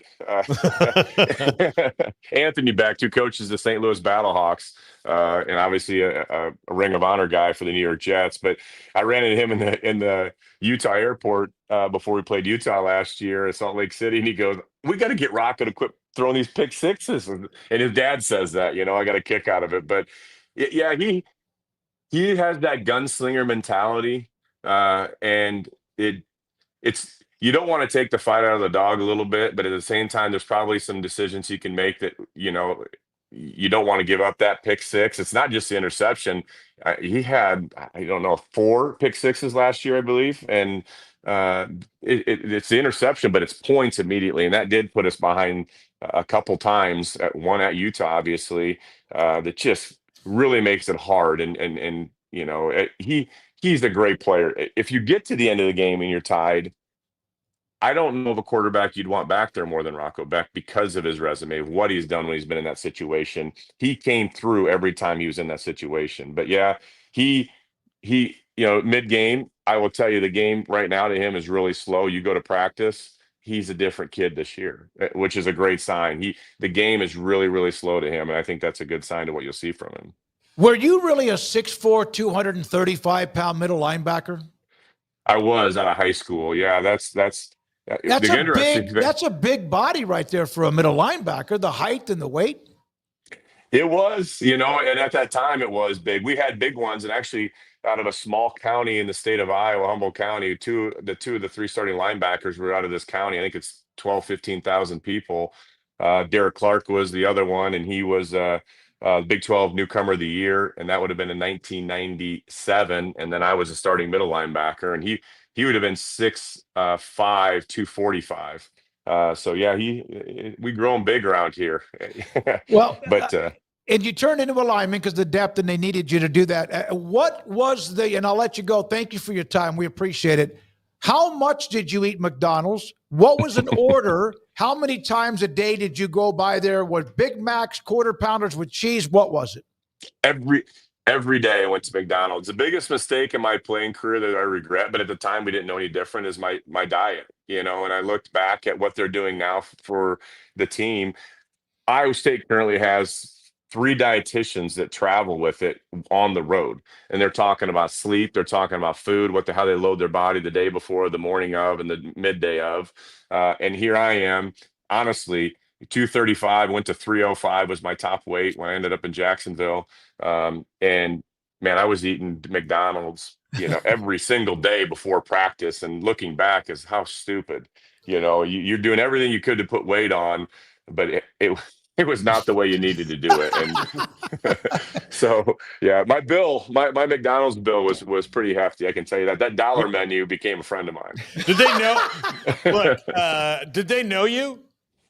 Oh, absolutely. Literally every day. And then on Fridays, hey, good luck this week in Waco, or good luck this week in College Station, whatever. They knew who we were. We drive. My roommate and I would run through, drop it off in the car.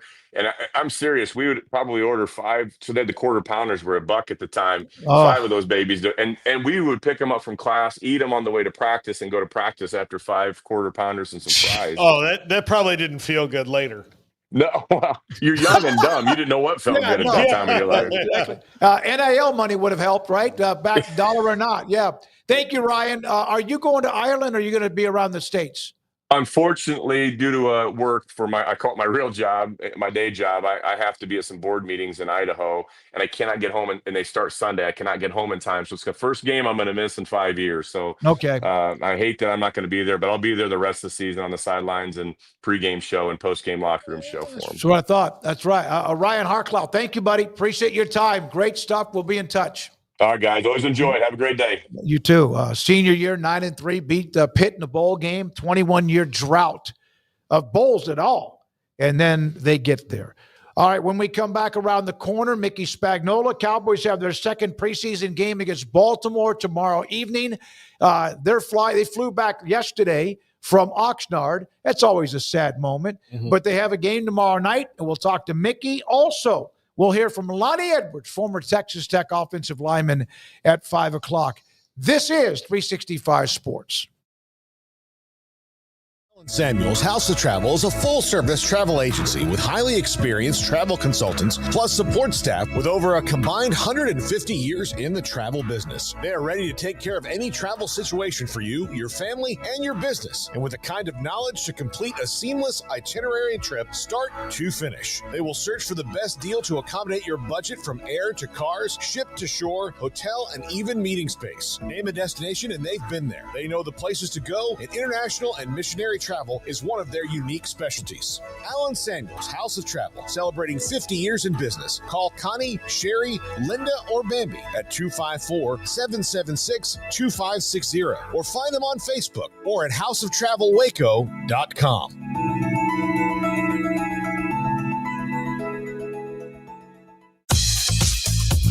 Baylor Scott & White Southwest Sports Medicine and Orthopedics, the team physicians for Baylor Athletics, diagnosing and treating all sports-related injuries, including concussions. These specialists also provide orthopedic services for athletes and non-athletes alike, whether it's knee or shoulder pain, a wrist injury, orthopedic spine care, and even an arthritis and total joint clinic. Trust the doctors Baylor Athletics trust. Baylor Scott & White Southwest Sports Medicine and Orthopedics wants to get you back in the game.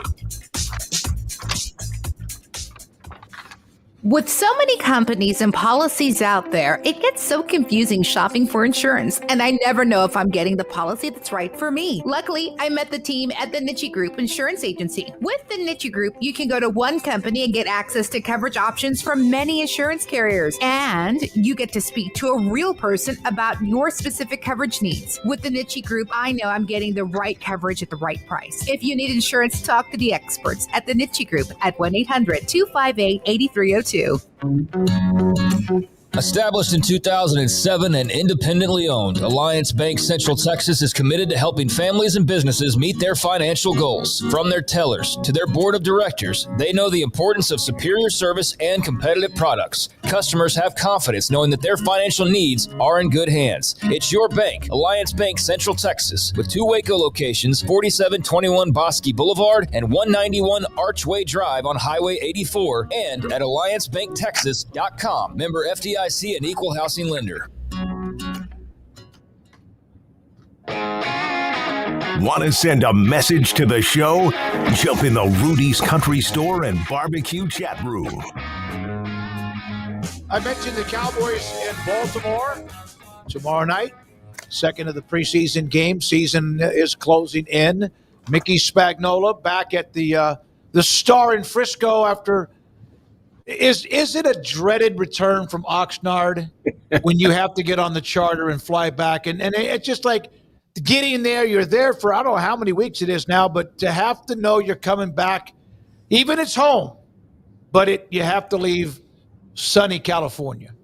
26 days, and you get off the charter at DFW, and it's 91 degrees, which is about, I don't know, 18 degrees more than you experienced in 26 days. It slaps you in the face, right? But it's good to be in your own house, right? You're good to, kind of be with your people instead of, staying in a hotel room where they make your bed up every day and somebody cooks food for you every day. It's not a bad existence. Let's put it that way. Yeah, I know we miss it, and get the EBGBs every time I hear that they're on their way to Oxnard because of just how amazing that weather, and it's just a chance to decompress, even with work for maybe for you 26 days, for us usually sometimes a week or two. Yeah. Oh, absolutely. And you're outdoors. You rarely sweat, and how hard. I mean, the work is constant, but it's not like some physical activity that just wears you out, right? No, not at all. Yeah, not at all. Mickey, tomorrow is the second preseason game. The academic work of the off season really comes there. I'm very interested in Mozzie Smith because he's in his third year, and if you looked at last week, the guys that played for the longest time or had to roll out there. If you were a third-year guy who was a first-round pick, for the most part, you might have played a little bit, but like those guys are already kind of established, and they got to sit. Mozzie Smith still has not proven himself, yet he's aware of his situation very well and how he's not performed. What have you made of him so far and the pressure that he is under to perform for the Cowboys? Because that's not a position, well, they have some good players at that if he doesn't work out, that they're not going to be particularly deep at.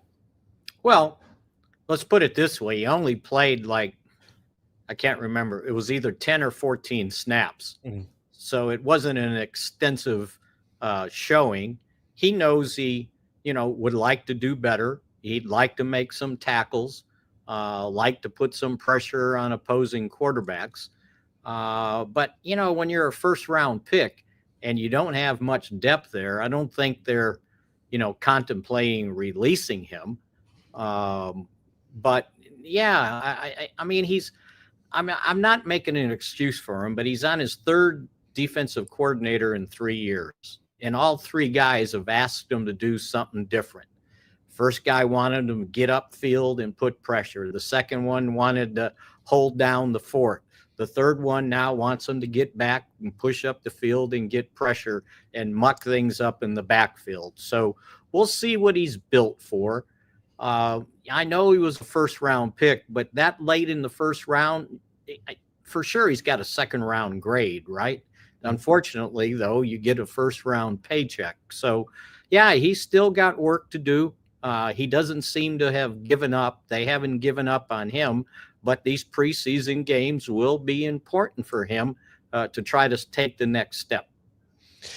What do you think about Phil Maffa and the increasing likelihood that his role might be bigger earlier in the season than maybe people expected, given the fact that Miles Sanders not really practicing and that Jaden Blue has still been out for a little bit? So Sanders got into practice, the two padded practices this week. He had missed a good week, which gave Jaden Blue opportunity to be the number 2 guy and get snaps with the first team offense. And then he suffers the knee/ankle injury. And that allowed Phil Maffa to get an opportunity to do the same thing he was doing. And a little bit Deuce Vaughn too. So it's kind of created a little bit of a congestion at the running back position where, when you're counting Hunter Lipke as a fullback / tight end / whatever else you want him to do, one back in the nickel offense, then how many running backs can you really keep? Now, Lipke's versatility allows him to kind of sometimes play the role as a tight end, a one back, a fullback. But again, I don't think they want to give up or take the chance of giving up on Jaden Blue, because he certainly showed when he got the opportunity that he could be a pretty productive back in the National Football League. I think Javonte Williams is your starter. The money suggests that. Miles Sanders, the money suggests that, he's on the borderline. And he would need, and I don't know if they'll play him in the game or not, being a veteran. And then Maffa, you'd like to hang on to him. Can you, from what he's shown, can you release him and get him on the practice squad, or will somebody else pick him up, or the other teams have running backs like that they are trying to decide, should I keep or not? So yeah, it's a little bit of a congestion there. And I'd like to say, well, these things get decided in Saturday's preseason game. But with Jaden Blue still out, not practicing, if he doesn't have the opportunity, it's getting close. As Schottenheimer said the last day we were there, they had a walkthrough on Thursday. He said, the Philly game's coming fast. And so decisions have to be made. The cut down date's August 26th. So they've got another week or so to be able to kind of sort things out. But you're right. this game on Saturday against Baltimore will help them with all the decisions they need to make. Javonte Williams, I know he was injured his second year, I think 22 when he was with Denver. He had a big first year, and he's been productive, but he's not going to go 50, is he? Is he more of a plow horse? He's got a first down grinder? Oh, I've seen some speed from him back, David. I've seen him with a little elusiveness in the hole, and he's had some big runs. And I don't know about 50, but I bet he can get you 35 or 40. So he's got something left in the tank, and I'm anxious to see when he actually has an opportunity to play tackle football, what he'll do. Because when he had opportunities in that scrimmage with the Rams, I thought he acquitted himself pretty well. But again, they weren't tackling. So, I don't know if they're going to keep him under wraps, or it's like, okay, you got to have a couple snaps out there, big boy, and show us what you can do. Mickey, I know that you have the answer to this. Okay. How many cornerbacks will have made this team that otherwise wouldn't, because they still have to wait on 3 guys to get healthy? Like out of necessity, right? Yeah. Interesting. So what like, I still feel like somebody's probably going to come from off the roster after cut down day, just because they'll need a veteran. But yeah, but if there's a veteran out there that's not still a veteran out there because he's asking for more money that you would want to pay, then yes. But think about it. If the guy's that good, multiply 32 times 90. Yeah. And he doesn't have a job. Yeah. No, I'm saying that not a so maybe somebody gets cut from the somebody else, somebody who gets cut from somebody else. Yeah, and I think that they know is serviceable. Like that to me would be more possible, because if it was kind of like, I see a lot of people saying like, oh, free agent comes from off the roster. I think if it was just somebody who's just sitting around at their house right now, they would have done that if they wanted to do that. Yeah, they would have done it within reason if the guy's not exactly. asking for too much money. And some guys would hold down the fort until that happens out of necessity. Somebody signs them.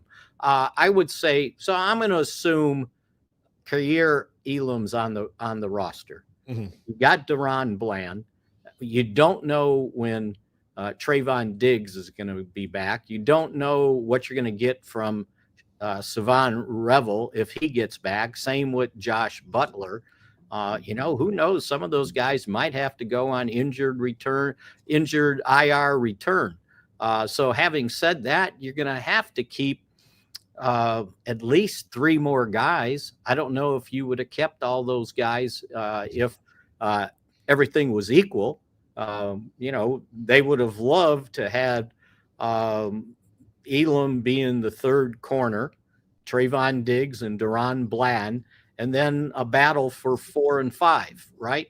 But it may be 4 and 5 and 6 and 7 because the other 2 guys aren't going to be ready possibly in time. So, right now, they're working the heck out of Andrew Booth, but I just don't see it. Troy Pride, Zion Childress has got his hand in the air after his performance against the Rams, and he may be the lead guy to play in the nickel if they decide that Deron Bland can just play outside. There's a part of me that thinks that, if you're in base defense, Deron Bland starts at one corner, Elam starts at the next, and then if they go to nickel, if they don't find somebody to fill that, can they fill the nickel with Bland? But then who's playing outside? Somebody needs to step up to be able to get that job that they trust, because you don't want to go out there with an outside corner, and the minute a team sees the guy out there, they go, well, that guy's open. We're going to throw right at him, right? And I saw that happen last year when they had some injuries at cornerback, and they had to put in a different guy or two. And I'm going, well, I know where the ball's going. And sure enough, that's where it went. So it is a problem that's got to get sorted out now in 3 weeks? Yeah, and it's got to be probably especially frustrating for the coaching staff and the front office, given that this is something that they'd planned out of being kind of a solved problem. When you have a Deron Bland who's so good, Trayvon Diggs who, before he got injured last year, you had signed to this, this big contract extension, and you were kind of set there, and then you went out in the offseason, got Kaiir Elam. You thought like, okay, this is kind of solved, and then we can rotate these young guys like Revel, all that through, and there's none of them are here 3 weeks out of the season and practicing right now. Yeah, no, you're exactly right. But no one's feeling sorry for you, so you got to figure it out, right? Yeah. And if you need to double at one of those spots because you don't trust the guy out there in man, then you're going to have to adjust your defense. Now, it would help if your defensive front can put a lot of pressure on the quarterbacks. And I think, they kind of like what they see at defensive end, despite the fact that Micah Parsons, who knows if he's going to be there, when he's going to be there, when he's able to get in pads and actually play if he's there. So, there's a lot of unknowns still, and they're kind of at the mercy of this guy's decision, this guy's health with the defense at this point. Mickey, the season, as you said, there's still time left. The cut down date. The NFC East, obviously Philadelphia defending champions. Washington had a memorable year, and they were really good. And then, of course, the Giants aren't very good at all, but they have maybe one of the best defensive lines in all of pro football with what they have up front. So is anything changed, you think, from a year ago as far as the pecking order? And if so, why? I don't know if it's changed, but I think we've heard this for, 21 years? It's a ridiculous amount of time, yes. No one's repeated in the NFC East. Yeah, it's incredible. So, history sometimes tells you, but I think your logic is good. But again, this Cowboy offense can be awfully good because the only offense you asked me about is the running back, right? Well, if the offensive line can play well, then this could be a very prolific offense with the addition of George Pickens. I think he changes the entire complexion of what we see out there. But again, you got to be able to block it. And let's remember, Dak Prescott is healthy again. So can I get 2023 Dak Prescott? Because if I do, and this offensive line can perform, and remember, it's still pretty darn young, when you're talking about right now, and not that Tyler Guyton makes it more experience because he only played part of 1 year, but you got a rookie, not a rookie, but a first-year player playing left tackle who hasn't played football in a real game since 2023. You got a second-year player at center. You got a rookie, and no matter he's a first-round 12th pick in the draft player at right guard. And then Terrence Steele on the other side, and Steele's the crusty veteran of the bunch. And I think he's only in his sixth year. So you're relying on a lot of young guys on that offensive line to be able to create enough time for your skilled people to perform. But if they can, this offense is going to score some points, believe me. Mickey, Nate Thomas is the one you're talking about who hasn't played in a couple. Yeah, he's really interesting guy considering how much he's kind of stepped up in this time to fill for Tyler Guyton. What do you think? What do you think it comes down to with the backup quarterback? If Joe Milton still shows he's a little bit raw, do they go ahead and keep a third one, or do you think it's Joe Milton's the backup and they'll get it worked out in the preseason? Joe Milton is not solidified as the backup. I thought Brian, I'm going to call him Marty Schottenheimer. Yeah. Brian Schottenheimer said on Monday when he asked, is Joe Milton the backup quarterback? And he said, I don't have to answer that today. Yeah. And I thought that spoke volumes, right? And then he went on to say, I know Will Grier. I don't know enough about Joe Milton. We still have time to find out, or we have to find out. Now, time is ticking. This will be another important start for him. And I don't know if he'll get the third one. He needs reps. He's just not consistent enough. And I think at times he thinks he can throw a fastball and that's all he needs to do. And he hasn't really hasn't understood that sometimes you got to loft the ball. Sometimes you got to dump it off. You can't keep firing into coverage because you think your arm's so strong you can get it there. So, yeah, I still think that, and I don't know how many experienced backup type quarterbacks are still out there. I know C.J. Beathard is, but pigeonholing yourself into Milton being the backup at this point, I think it's a leap of faith. I still think he's got to improve more. Look, the guy was only a 6th round draft choice. Yeah. Now, I know Dak did it. At least he was a 4th. Mm-hmm. But this guy's a 6th. And, he played 6 years in college, counting COVID. And he only averaged a year, 7 games over 6 years. So he hasn't played that much football. He played nearly none last year, save the final game against a backup Buffalo team. And maybe I counted them up, the 3 preseason games in New England. He didn't play but maybe 40 snaps. So, yeah, he's just not seasoned. Now, if you were telling me, are they going to keep him as the third quarterback? I'm with you. Sort of like last year. And it was funny because somebody asked me about Milton, you guys. And I said, well, sometimes, and I may have told you this already, I said, sometimes I go, oh, wow. And then other times I go, are you kidding me? And then I thought, I said that before recently. Well, it was last year with Trey Lance. But Trey Lance was the third guy, not the second guy. And the second guy gets very few, if any, snaps once the season starts in practice. So you're not going to get measurably better. You got to rely on your experience, and he has none. So, yeah, I just think it's a leap of faith at this point that he's the backup quarterback. Mickey, thank you very much. Welcome back. We appreciate it. Boy, that is such a great place to be able to visit Oxnard, where you have to wear like a light sweater sometimes when that what do they call that comes off the coast? The marine layer? Yeah, the marine layer that like takes it from 83 or 78 to. Oh, it never gets to 80. No. Thank you, buddy. Appreciate your time. Always great to have you, Mickey Spagnola. Normally Thursdays, but they were flying back on the big airplane in the sky from Oxnard for the preseason game tomorrow night. Thank you, Mickey Spagnola. All right, we have some college football headlines to resume that we did not get to in the opening segment when we had all that information on Michigan, Tennessee, and the quarterback battle. Of course, they had the drama with Nico leaving.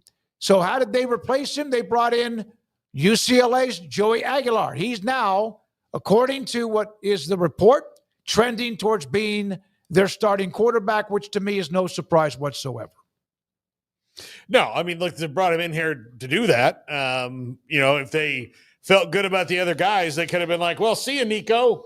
And they wouldn't have had to go, make the de facto trade, for Joey Aguilar. So good for Joey. Glad he's trending in that direction. And I know the Vols are hoping that he is at least as close to as good as Nico was last year, because that was a playoff team. But they've got more holes, I think, than people may realize. Losing Dylan Sampson off that offense was huge, and they have to replace him. They've got to replace some skill players and linemen and all that. So we'll see what Josh Heupel has on the roster, but that's good news, that for him that he's the starter. Craig, he's thrown for almost 7,000 yards, 56 touchdowns. He's put up some numbers when he was, of course, in college with Joey Aguilar. And your thoughts about what he can do at Tennessee?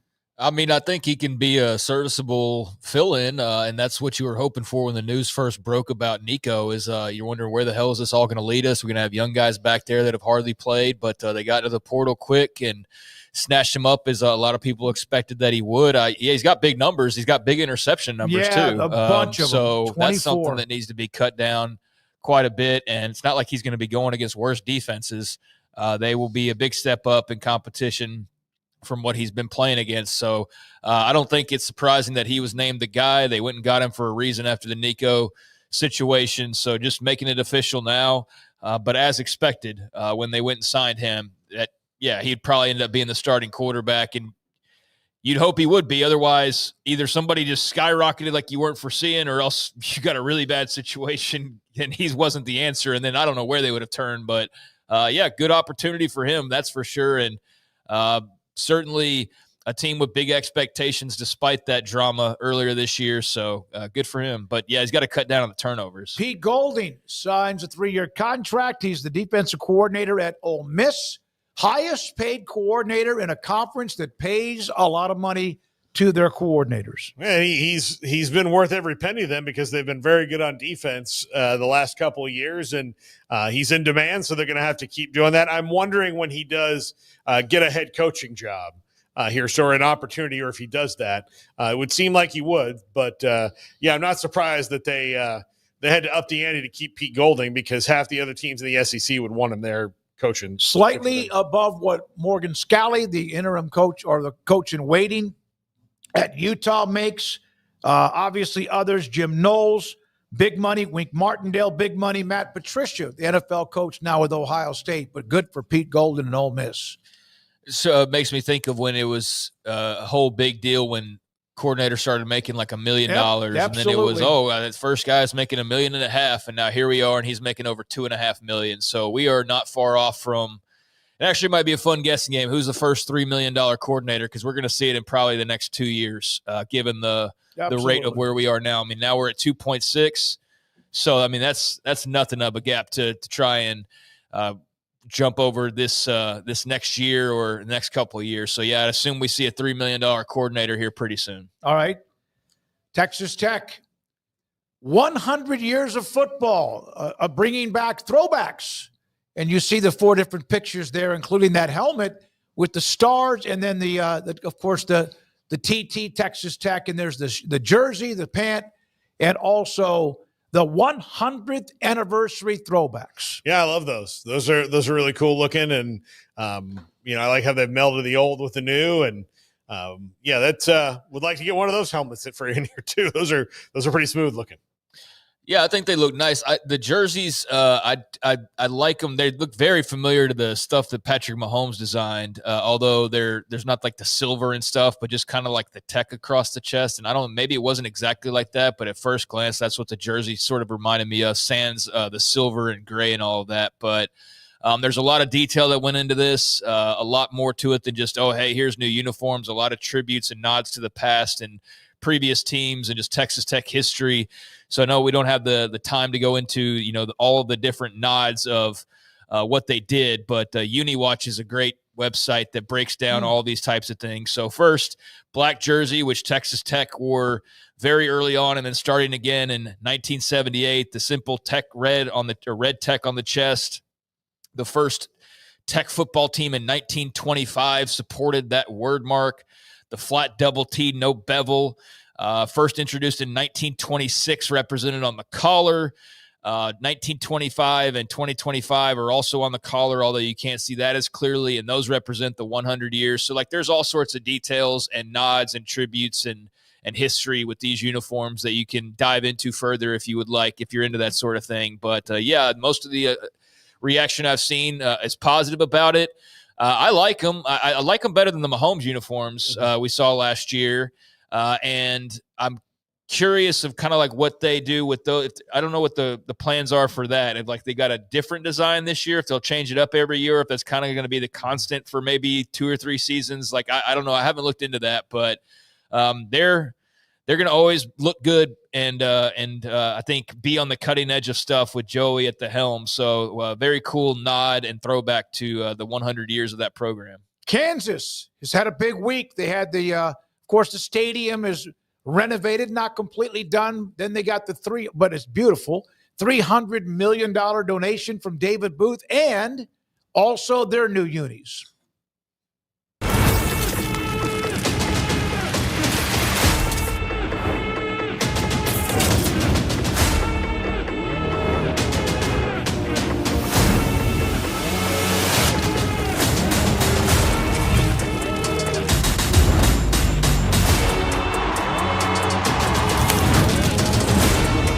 Yeah, there you go.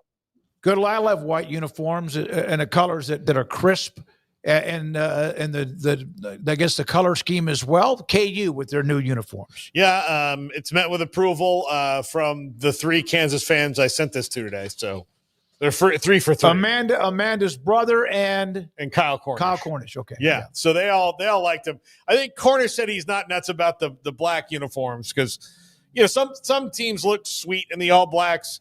Some teams just don't, and it just doesn't make any sense. But the players all like him. But maybe that was just his like older fan like grumpiness. Like don't need that. Get off my lawn. Yeah. Yeah, I mean, they got some cool color options, and I know they've got like the white version of the Black Hawk uniforms is what I saw, and they're going to be wearing whatever said it. I don't know if it's the black or the white Black Hawk. I couldn't tell, and when I read it in passing earlier today, but I believe for the game against Illinois, you'll see one of those sets of uniforms. So, yeah, I mean, that's a nice little upgrade. I feel like they did this a couple years ago. So I didn't get the chance to look as much into their changes, and I don't think UniWatch has posted anything on them because that's when I will be able to find out all of the finer details on everything that they've got. But I think the white looks solid. Have the Jayhawk kind of more cartoony logo on the shoulders, and yeah, it's a nice little refresh or update for them. But yeah, I think all white's kind of hard to screw up, and so all white's always a good way to go. All right, thank you very much for the KU uniforms. Love doing that. And then, so Baylor had those gold chrome helmets and what they're going to have for the game with Auburn. This is Matt Pallage, their secondaries coach, assistant defensive coordinator. There was a tweet before this from Jalen Petrie, where do I sign up?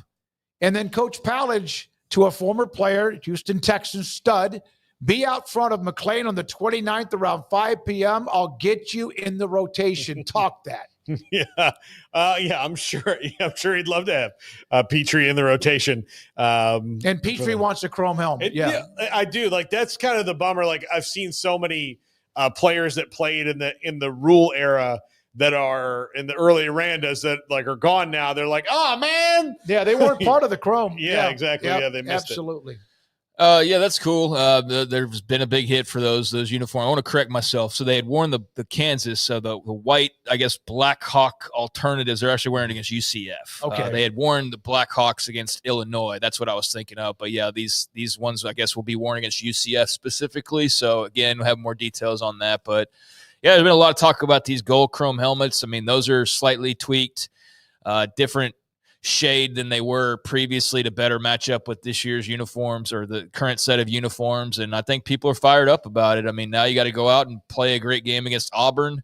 But Baylor is a school that in particular with the couple of openers they have or not openers, but the couple of games they have to start the season with Auburn at home and then SMU on the road. I mean, they can make a lot of noise in a very short amount of time. They could be in the top 25 in a couple of weeks because whoever's in there, they're not going to have better wins than those two. I don't think that maybe but one or two teams could possibly have wins that early on that Baylor could have. So they could very well also be 0-2 as a result of that.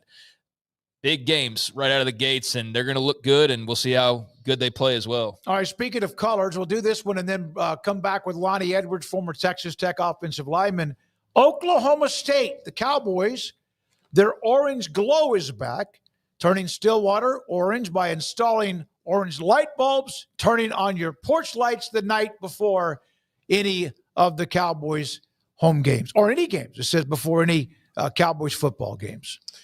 Oh, a little Halloweenish. I didn't even know that they did that. Yeah, they started like last year. Yeah, that's pretty cool. That is pretty cool. We have some revenue sharing stuff. We'll get to that in a couple of the notes. Craig, your thoughts about that? It's very Halloween-y with the orange and black. It's like a great front porch for Halloween, but I guess it fits wherever you are in Stillwater at all times of year. So yeah, I think that's cool little tradition. That's new but fitting, and the nice little orange shoe around Stillwater in nod to the athletics department and big games is pretty cool.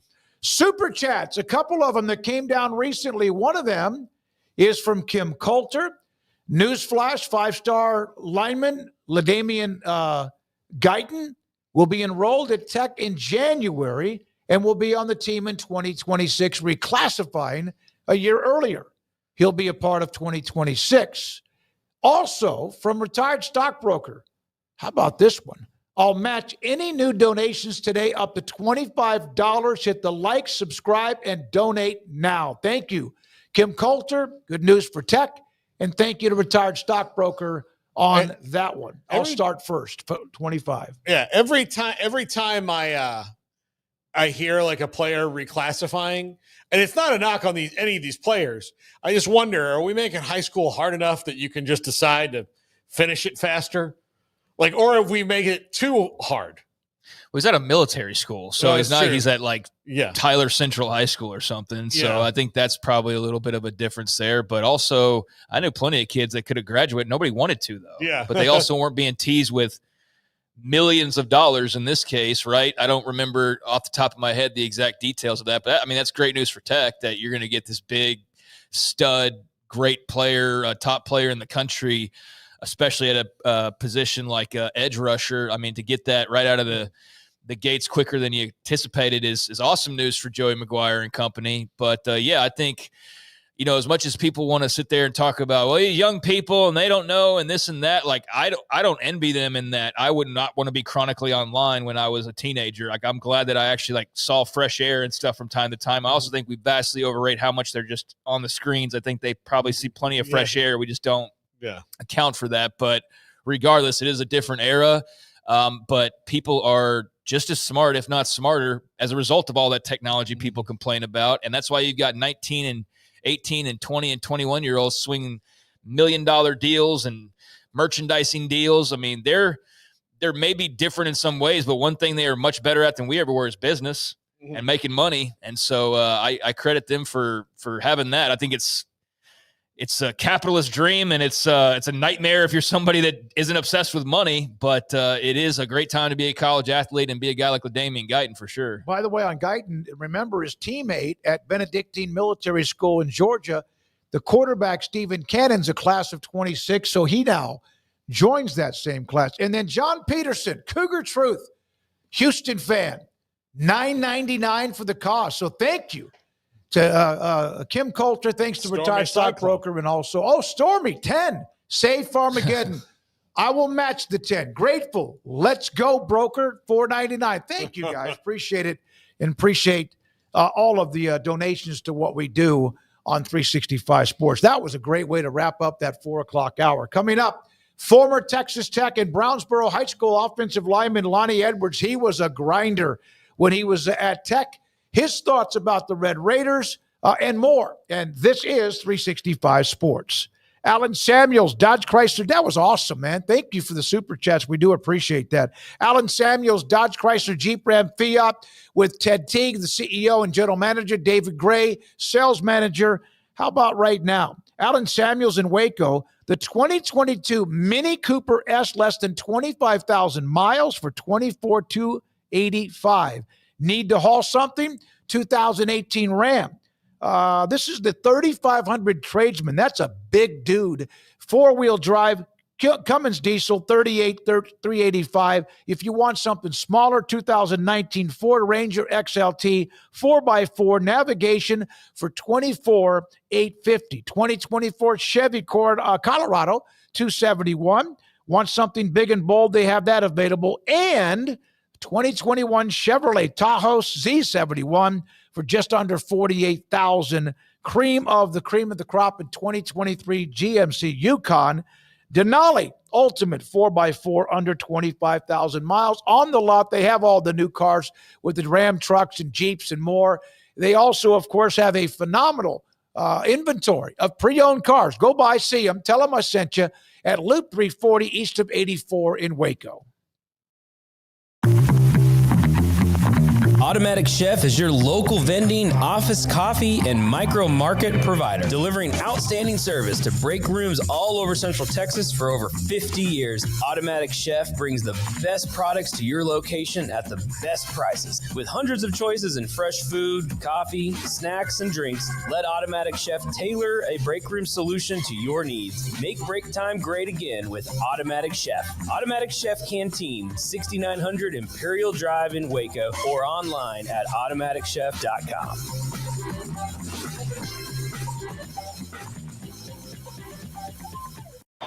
Baylor alumni are more than 160,000 strong. When we all join hands to support our university, we don't just move the needle, we move mountains. Working together, we create life-changing opportunities for students on the field, in the classroom, in the laboratory, and in life for generations to come. So get connected, get involved. Learn how at baylor.edu/alumni. There are 26 letters in the alphabet, over 600,000 words in the dictionary, and just 3 of them said together can change everything. Let's order pizza.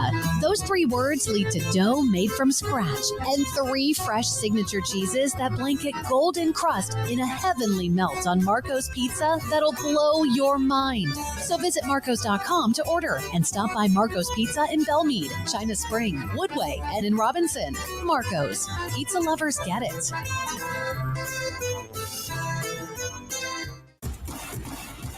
Penny Clinic Men's Healthcare in Woodway is now proud to offer you men an exceptional weight management body sculpting product called semaglutide, also known as Ozempic or Wegovy. Semaglutide is an FDA-approved weight management medication. Once-a-week injections of this powerful medication offers an average body fat weight loss of 20% within the first year of treatment. In addition to body sculpting, semaglutide also normalizes blood sugars and has the clinical research proof of reducing blood pressure, cholesterol, stroke, and heart attack risk. If you're like most men and you have stubborn fat that will just not respond to typical diets and exercise, then help is finally here. Semaglutide, affordable, highly effective. Google search Penny Clinic Waco and reach out to the Penny Clinic team today for a free consultation with Dr. Petty to see if semaglutide is right for you. Go to pennycliniclowt.com.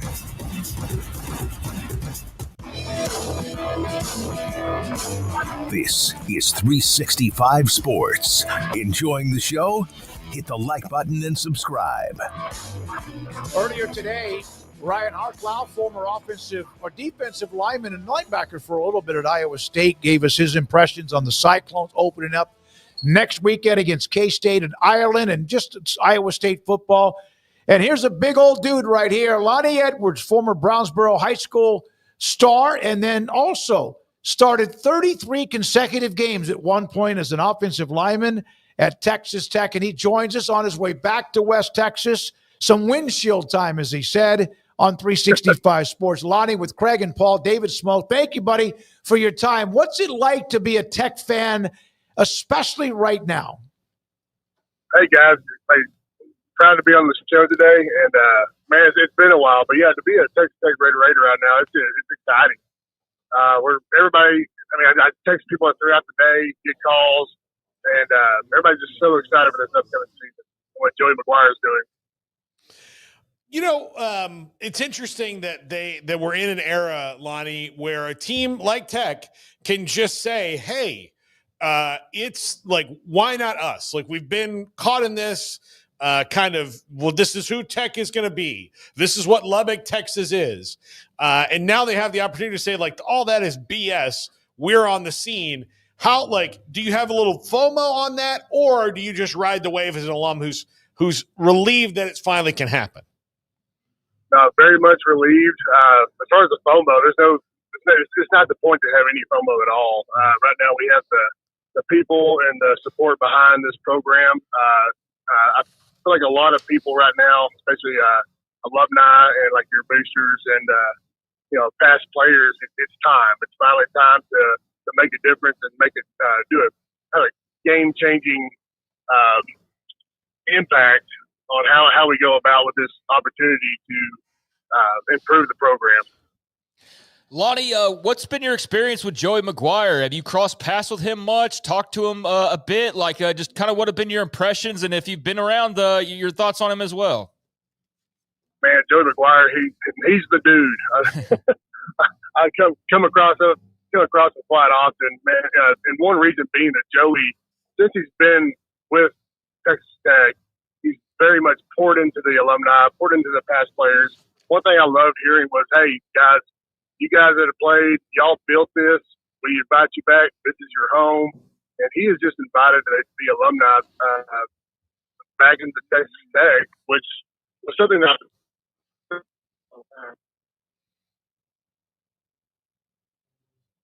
We lost him. Oh no, you were in a bad cell. Sorry about that. In a bad spot. That's okay. So you've gotten to know him and see what he's brought to the table. I saw a tweet from you. I think it was a long time ago about you got a letter or a card in the mail from a player and appreciated your support of the program and so much more. So do you get a kick out of when Tech now starting to land these players? They've had players before, but obviously this recruiting class and the transfer portal and all of that, with what's going on and what's allowed, do you get a kick out of some of the larger blue blood schools who probably themselves always had a way of making sure they got the good recruits and bitching a little bit at Texas Tech and the billionaires contributing to it? I mean, it just goes to show who's involved right now as far as the recruiting side of it. And I feel like people scratch their head lately with, this is a school out in the middle of a cotton field, right? Lubbock, Texas, what's out there, and it's really putting us on the map. But I tell you what, just the energy and the spirit that Joey Boyer brings to Texas Tech football since he's been there, we're finally seeing what that's all about. You guys with Joey McGuire, y'all have been around him. He's just a player's coach. That's what we've been lacking for quite a while. Lonnie Edwards, former Tech offensive lineman, with us on 365 Sports. What do you think about the team on the field this year, X's and O's wise, that this talent level seems to be raised with what they've done on paper? Again, with this is all we know. But not only that, but the coaching additions that they've made with Leftwich and Wood at the coordinators. I feel like that was a great move. It's a very, very big improvement personally on my part. As far as the players that we brought in, everybody's very anxious to see. It's kind of like buying the new car and revealing it at the reveal party. Right? So being a spring game this year, I tell you what, I thought I was a big dude. You step on the field with these guys, and I'm actually looking up at them these days, right? It's just a whole different group of kids, really. Just the recruiting of the talent and the genetics. Man, I tell you what, the O-line's huge, our defensive line's ramped up. I'm very excited to see what this year's going to bring. You came out of high school and decorated. Depends on what service, but you were obviously a highly rated offensive lineman. How did you end up from Brownsboro High School in East Texas to Lubbock, Texas? What was the lure? Well, I've told this story a lot before, and people have asked, why did you pick Tech? Why not Georgia? Why not Florida, OU? And simply put, when you're 16, 17 years old, you're being recruited, you've got one choice to make. I felt like it was far enough away from home, but close enough. I had some family ties, some Red Raiders in the family. Mm-hmm. And I tell you what, Mike Leach coming into my living room and just, he sold us from the beginning. So it's been great ever since. Best decision I ever made. He is he not one of the funniest, God rest his soul, but is he not one of the funniest and maybe dry sense of humor people you've ever known? Oh, there's nobody like Mike Leach. Like you said, God rest his soul. He'd be very missed. He changed the face of college sports. It's hard to argue that. And as far as Mike Leach himself, I give a lot of what me after being off the field and the workforce and raising family nowadays. It's just the grit and the perseverance that he instilled in his teams. I'm very thankful for all that. Lonnie, Smokey asked you about moving. About how do you get from Brownsboro to Lubbock? Did you miss the trees for a minute, or did you did it kind of adjust pretty quickly? Because Lubbock is a pretty fun place, pretty much from the jump when you're 18 years old. It is. I think you can find fun anywhere.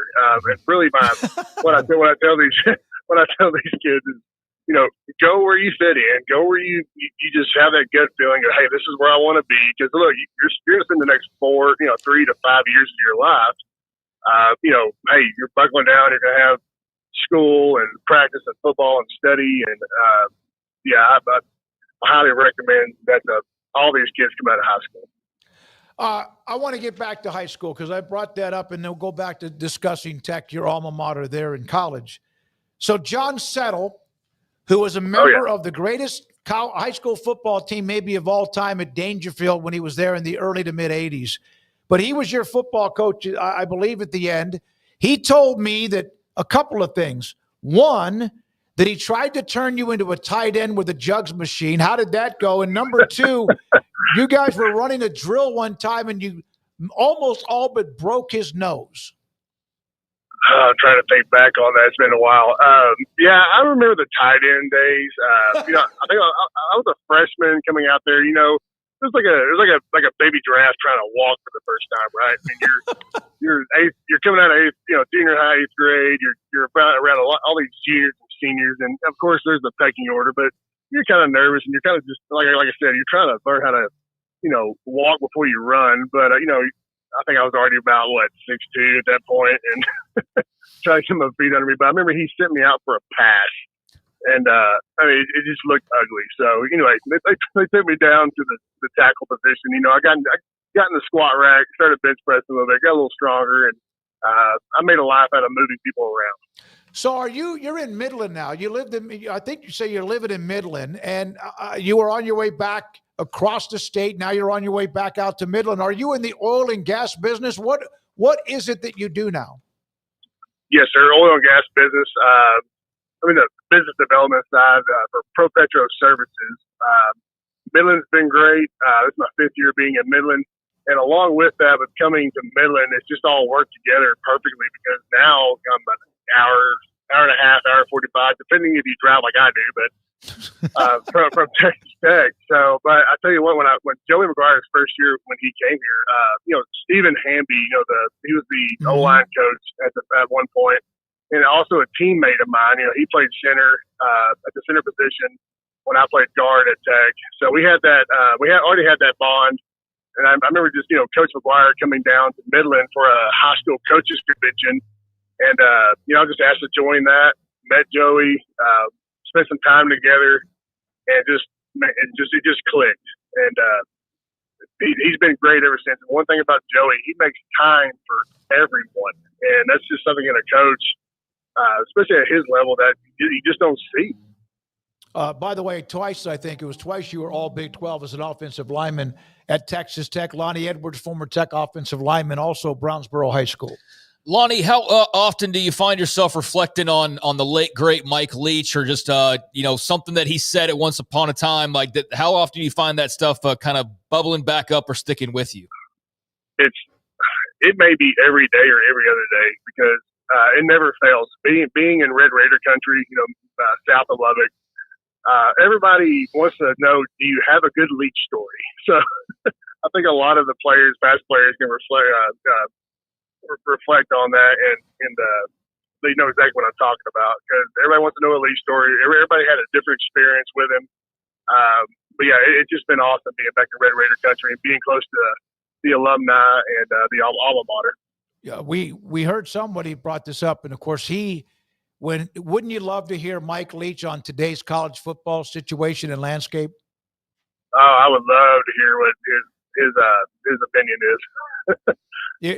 I love it. So with you being in the oil and gas business, we know what's happening with Tech. It's not like it just started. I mean, that's the blood of the state of Texas. But with what's going on and what Cody Campbell, Womble, and many others, I always am reminded that Tech has more than just one or two billionaires. They have a handful of them. To be a part of that, what's that like to be a part of that profession right now as a former Red Raider?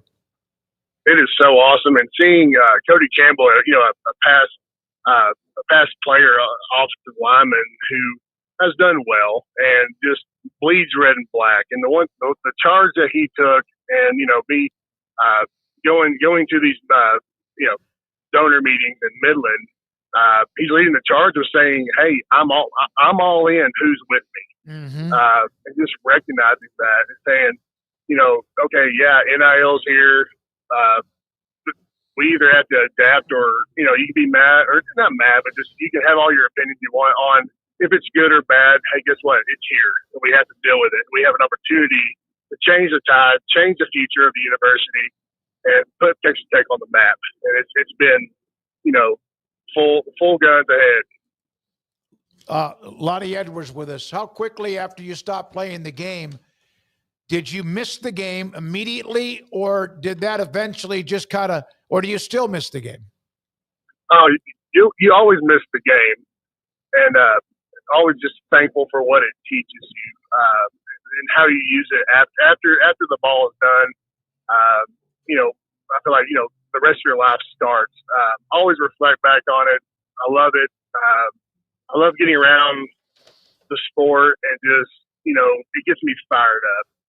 And I love to pour back into it as much as I can with the experience I have. I have people ask me, would you ever go back? If you knowing what you know now, would you go back? I was like, maybe not. Really? I was like, well, because, it is a grind. It's, you're grinding, you're let's say you're always hurting, but it's a tough sport, right? You got class, you've got everything that goes with that. You do your time, and if you've done it well, you feel good at the end of the day to say, yeah, hey, I'm good. Now it's time to pour into the future and give back. That's my whole motto.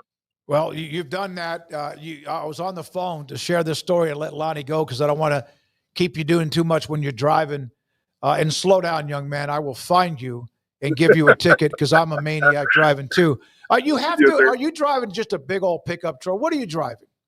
Oh, F-250, Okay. All right. Well, that's a pretty big truck. Mini Cooper. Yeah. I would say he's more. Lonnie looks like a Mini Cooper guy to me. No, Smart car, maybe. Jeez. You might need to take the back seats out and weld the front seat in the back. Yeah, that's exactly right. So you were on your way back into the DFW area, and I was talking to you about just life and everything else. You mentioned that you work for a Baylor alum. Is that right? Is it Mr. Sledge? Has he owned the company you work for?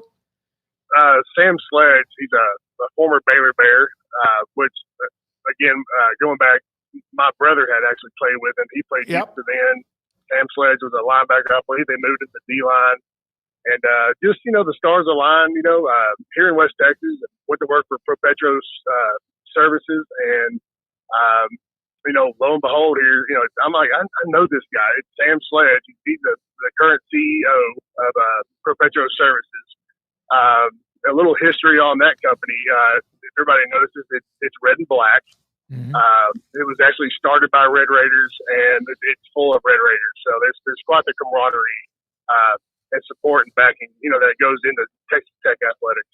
Well, we got a lot of Tech fans from all over the Big 12 that watch us, but we have a chunk from Texas Tech. Do you want to give them a guns up or something before we say goodbye?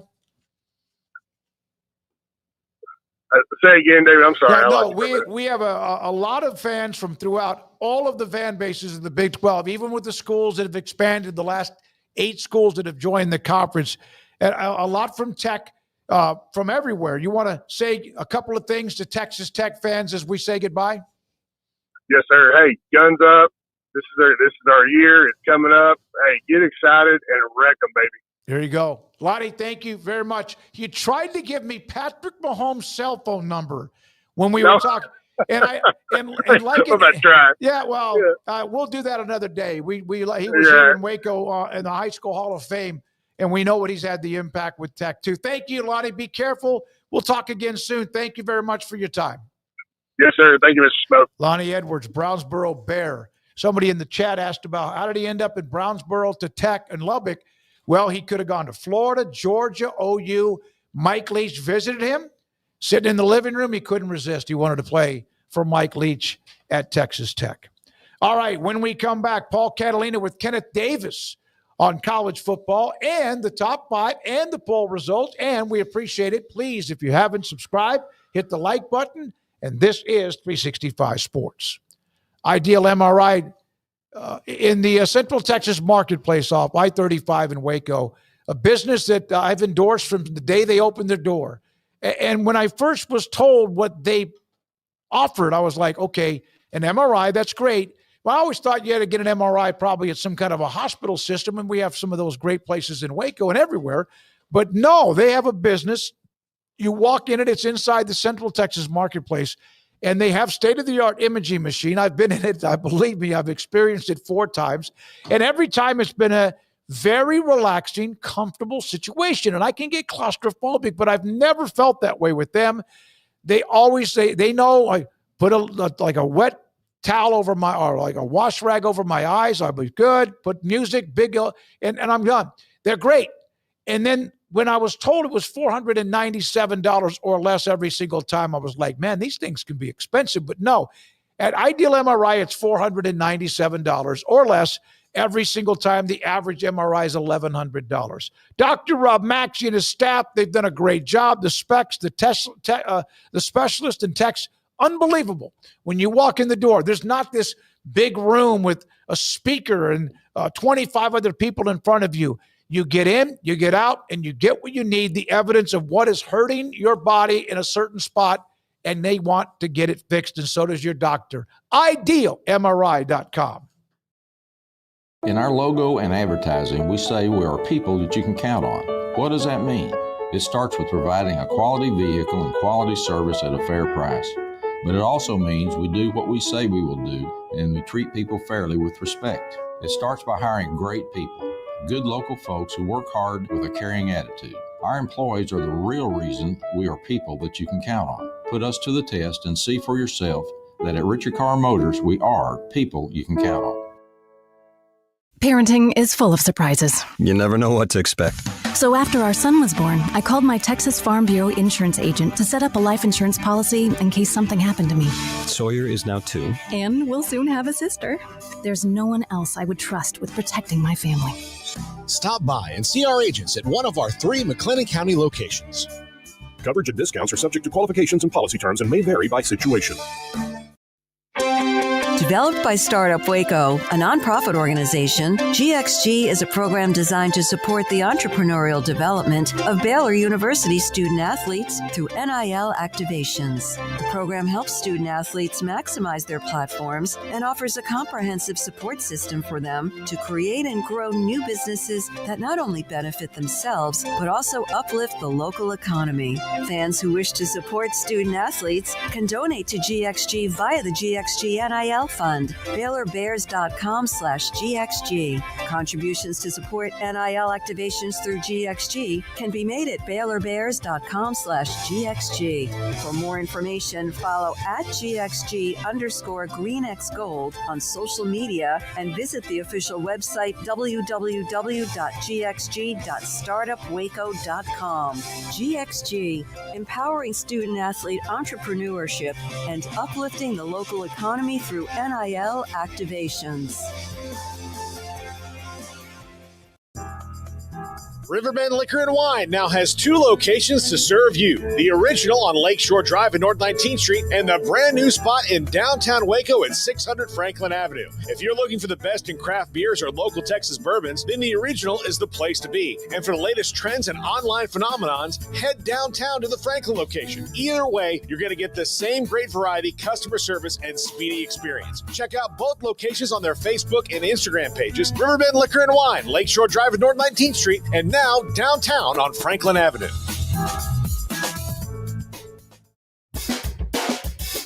This is 365 Sports. Check out the 365 Sports family of channels on YouTube.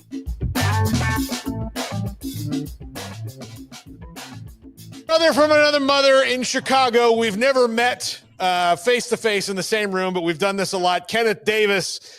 He is our go-to guy on the Big Ten when it comes to kind of breaking down that, like, the different, like, vibes in the conference and what's going on.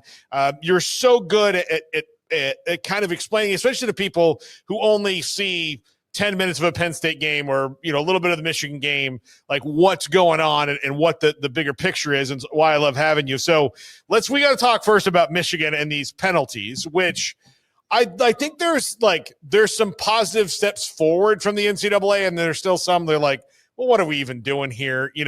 Like giving Jim Harbaugh a 10-year show cause, like great. When he left Michigan, he basically said, like, I'm never coming back to college football. So you're punishing something for nothing. But the loss of the $20 million or so from the postseason is pretty significant. Like that's, even for a school like Michigan, that's revenue share that you're not going to be able to, a pot of money you're not going to be able to have. But they also didn't punish the current team, which I think was the first time ever they've done that, where they've said, well, we can't punish these guys. They didn't do anything. Like, yeah, that's right. You can't look, if I robbed a bank and you punished my grandson, that would not be just. Like, that's not fair. So they're doing that. But what do you get of how these penalties will affect Michigan? The games that Sharon Moore will be sitting out are all not really that consequential. The 2 this year and another one. So what do you make of it all? Do you think it satisfies the bloodthirst from the other 17 teams in the conference? No, it definitely doesn't satisfy their bloodlust. I think when you're talking about Michigan, it's bad enough that teams in the conference have to put up with Ohio State, and Michigan for so long before maybe those last 3 years under Jim Harbaugh was this sleeping giant that you thought would never be awoken. And now one thing about Michigan, even though they're a sleeping giant, their fans don't act like it. They're extremely braggadocious. So it's one thing, and we all know that we all have a fan base. Like, for instance, I'm here in Chicago. I'm a Bears fan. So, of course, we have the Packers. The Packers can always talk about how well they've played primarily through the Aaron Rodgers era against the Bears, because Lovie Smith kind of had Brett Favre's number. But they can always call to that, and I can always call to, you live in Green Bay and I live in Chicago. Listen, but again, in football, what the conversation is about, that's the most important thing. Getting back to Michigan, the fact that Michigan fans can be like, it's a great university, and some people would say, they may be highfalutin, but look at what we can do. And you mentioned the $20 million. And I would say this, I think if there's any college within the Big Ten that $20 million wouldn't be as much of a detriment. I'm not saying it isn't a detriment.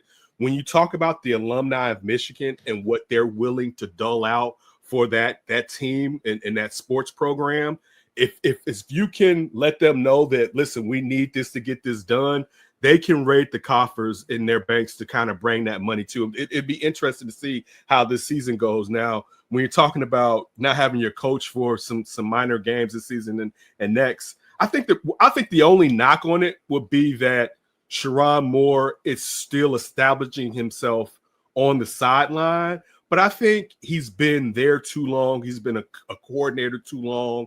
We kind of saw, and again, I'm not saying he's on Jim Harbaugh's level at this point, but we kind of saw how well they run their organization, and they can kind of get around that with prep, so that on game day they should be able to do what they need to do to win.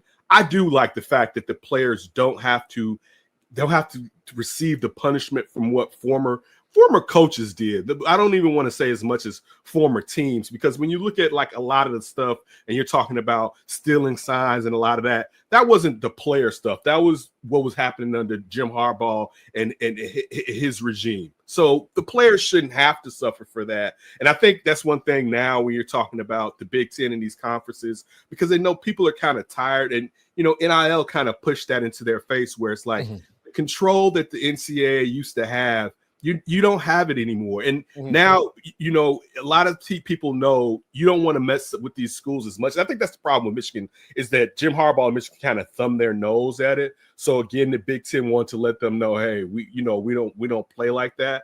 But still, I don't think it's going to be a detriment. And I think it's even better that they're a team that's ascending than a team that's there. Even though I'll say this, look at the year they won the national championship. They were going through it. Jim Harbaugh was out, and they still end up winning. So we've seen that they can get over it. It'll be interesting to see with this new young 5-star quarterback how they go about this year. But I don't think that's really going to be any hindrance on what takes place in Michigan. They're pretty much fortified. Like, that's one thing. They're fortified not just from the money and the academics, but they're fortified from the trenches. And it's funny because I was at the barbershop today, And it was a lot of trench discussion. And you being a man of size like myself, yeah, you know that everything starts primarily, particularly when you're talking football, if your trenches are trash. And we saw the success that Michigan had in a down year in the beating Ohio State again. And a lot of that was from the fact that even though they had lost a lot of players, they still was having trench success, particularly on the defensive side last year. So I think Michigan will be fine. I think Michigan's one of those schools, actually, when we're talking about on the field, that it's one of those good kind of what ifs.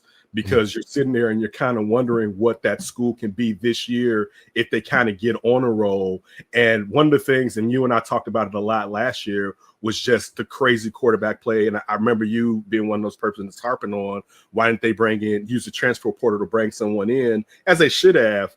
But now when you sat there, and I know, Jared is here, and Jared, I'm not even going to take a shot at you, because every time Michigan hits the field and it seems like Bryce Underwood is going to play as a freshman, it's going to be one of those things that it kind of makes you think about what if he had went to LSU. But maybe he won't be as good as hyped, if that gives you any type of solace. But I think right now things are kind of good for Michigan. Like this wasn't as worse as this wasn't as bad, I should say, as it could have been. And you're still a school that's on the upswing. That is probably won some games last year, even though we knew you're going to have a championship hangover, and the defection and loss of not just the players that you lost after the national championship game, but one of the best coaches in college football or in football in general, in Jim Harbaugh. And I think all of us would think they're probably a little bit ahead of schedule, and getting Bryce Underwood kind of even puts them even further ahead, because it still proves that they can get top flight recruits without having Jim Harbaugh there. Yeah. It's interesting. Look, they went and got Mikey Keene, who now, because of his injury, I thought he was going to start the season. If they had just gone and tampered with him last year and gotten him up to Michigan, they might have won another national championship with Mikey Keene, because he's that much better than all the guys they have. And now he's probably going to be their backup, because Bryce Underwood's was getting all the reps all this time, and he's their 5-star stud. But yeah, it's interesting to see how that's going to affect them. You are a big Penn State, Drew Aller, like you like that. James Franklin, and here's the thing. I'm not even I think they have a roster. I think that they have everything that they need. They've upgraded defensive coordinator. There is no reason, unless the wide receivers they went out and got and paid a lot of money for don't pan out, but I don't think that's going to happen, that they should not be, that they're not, there's no hole. There's nothing they have on the roster. You're like, man, they're great everywhere else, but they have bad linebackers. No, they have really good everything on paper right now. They've experienced all across the board. The only, they lost 2 big players last year in Tyler Warren. And then, of course, the defensive end who eats, right? But they still have denied Dennis Sutton on one side, and they'll figure out tight end. And they've got 2 great running backs. All these things, Kenneth. Is James Franklin the one who's standing in his own way? Yeah, and I don't like saying that. I love the fact that they brought in Knowles. From being on here last year, the defense was a big issue after losing your defensive coordinator to become the head coach of Duke last year. I think also I'll say this, though. One of the issues with Penn State over the last couple of years, and of course Drew Aller has been my quarterback. He's let me down, but I think sometimes there's too much hype, because I don't know how great Drew Aller would be. I still look for a deep passing threat, but when you're talking about Singleton and Katron Allen, and you mentioned Danny Dennis, they got the players. It just seems like something special is missing, and I really hate saying that. You know what I'm saying? Because I've said on here, I've been a Nittany Lions fan since Joe Pa when I was a little kid. We all know the ups and downs. They've been through some horrific ups and downs. But it's one of those traditional schools and just the unis that you love. And Franklin has done a really good job. And it's it kind of makes you think about Ryan Day last year to a degree, where, and I'll say this too, I'll still say this. It's not a knock, because even though we're older, there's fans that when we were younger would talk about, well, there wasn't a wild card, and how they used to hold champions in regard when there wasn't a wild card, and there was less opportunities for teams that maybe didn't seem as deserving to make it into a championship game or a playoff game. And you look at last year within the Big Ten, Ohio State and Penn State were teams that perhaps if the field hadn't been widened from 4 maybe wouldn't have made it into the national championship game. So there's benefit. So there's a chance for James Franklin, but he still has to kind of prove, and I didn't believe this in Ryan Day, that he can seize the day. Now, if you're asking me, do I believe he can? If I'm being honest right now, I would say no. I want him to prove me wrong. I want him to show that he can do it. They, on paper, have the most talented team within the Big Ten. And we've seen that majority of these national championship teams, and this isn't rocket science, but majority of them, you need players to sacrifice going to the pros to return to give you that extra bump. Some of your best players, and you look at their running backs, and when you have 2 running backs that would have went no further than the second round. Let's just say that, right? They wouldn't have fallen past the second round in the NFL to return. When you have Drew Aller taking another step, Drew Aller physically is one of the most gifted quarterbacks within college football. There still seems to be that he can take us there factor that's somewhat missing. But I'll say this. That was just his second year starting last year. That can be something that can change. But getting back to your question, at this point, if we're pointing out what's hindering Penn State from winning it all, you would have to lay that at James Franklin's doorstep. Yeah, and he is that dude against everybody else who's not as good as better than him, but it just hasn't happened. Kenneth, I have been saying, I am not like, we had Tim Brown on the show. I had him on last week, and he and I had a long conversation. He and I disagree wholeheartedly about Ohio State. He thinks they're going to be just fine and that Matt Patricia and all this will fit. I think they've lost too much, including coaches, to just be again. Now, look, a down year for Ohio State means that they lose to Texas, Michigan, and Penn State this year. That's what I think could very well happen. And look, Penn State needs that one. That one in particular, even more than Oregon.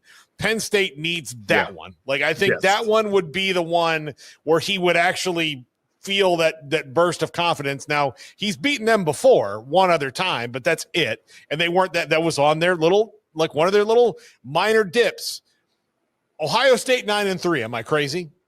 No, that's okay. You're not crazy. And I would say that that's probably the best way to look at it, because just what I alluded to a second ago, you look at all those defenders and all those players that came back in the down lineman or front 7 at Ohio State that could have left to go last year to go to the year before, I should say, to go to the pros, and how they came back, and kind of that's what I was alluding to with Penn State. But to your point, those guys are gone. And now when you're talking about Ohio State's one of those schools that's known, as supreme talent, and you're talking about Downs and Jeremiah Smith.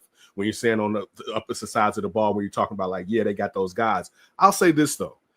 One thing we do have to say, and Ryan Day has been great at this, when you're talking about recruiting and transfer portal, they're elite. They're top 5 when you're talking about that. And now we're really saying, and you kind of hit on this, the departure of the coaches.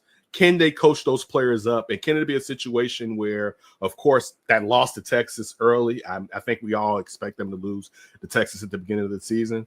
And then as the schedule isn't as hard, can they kind of grow some leather or get a tougher skin when referring to those? If you play football, get a football skin when it doesn't hurt as much. If you can kind of grow those players to now when you're starting to enter the Big Ten, that they're talent. Because one thing we have to know, we may not know these kids as far as household names, but a lot of these kids we're going to know within the next year or two as household names, because that's the type of talent that Ryan Day has brought to Ohio State. So I would say 9-3. If I was Ohio State fan, I wouldn't be upset at 9-3. I would hope for more. But round 9-3, I think, is a solid season. But because of the talent that Ohio State always has coming in in the offseason during the transfer portal, it wouldn't surprise me if they went on a run because they're going to be a talented team. They're just going to be an extremely young team.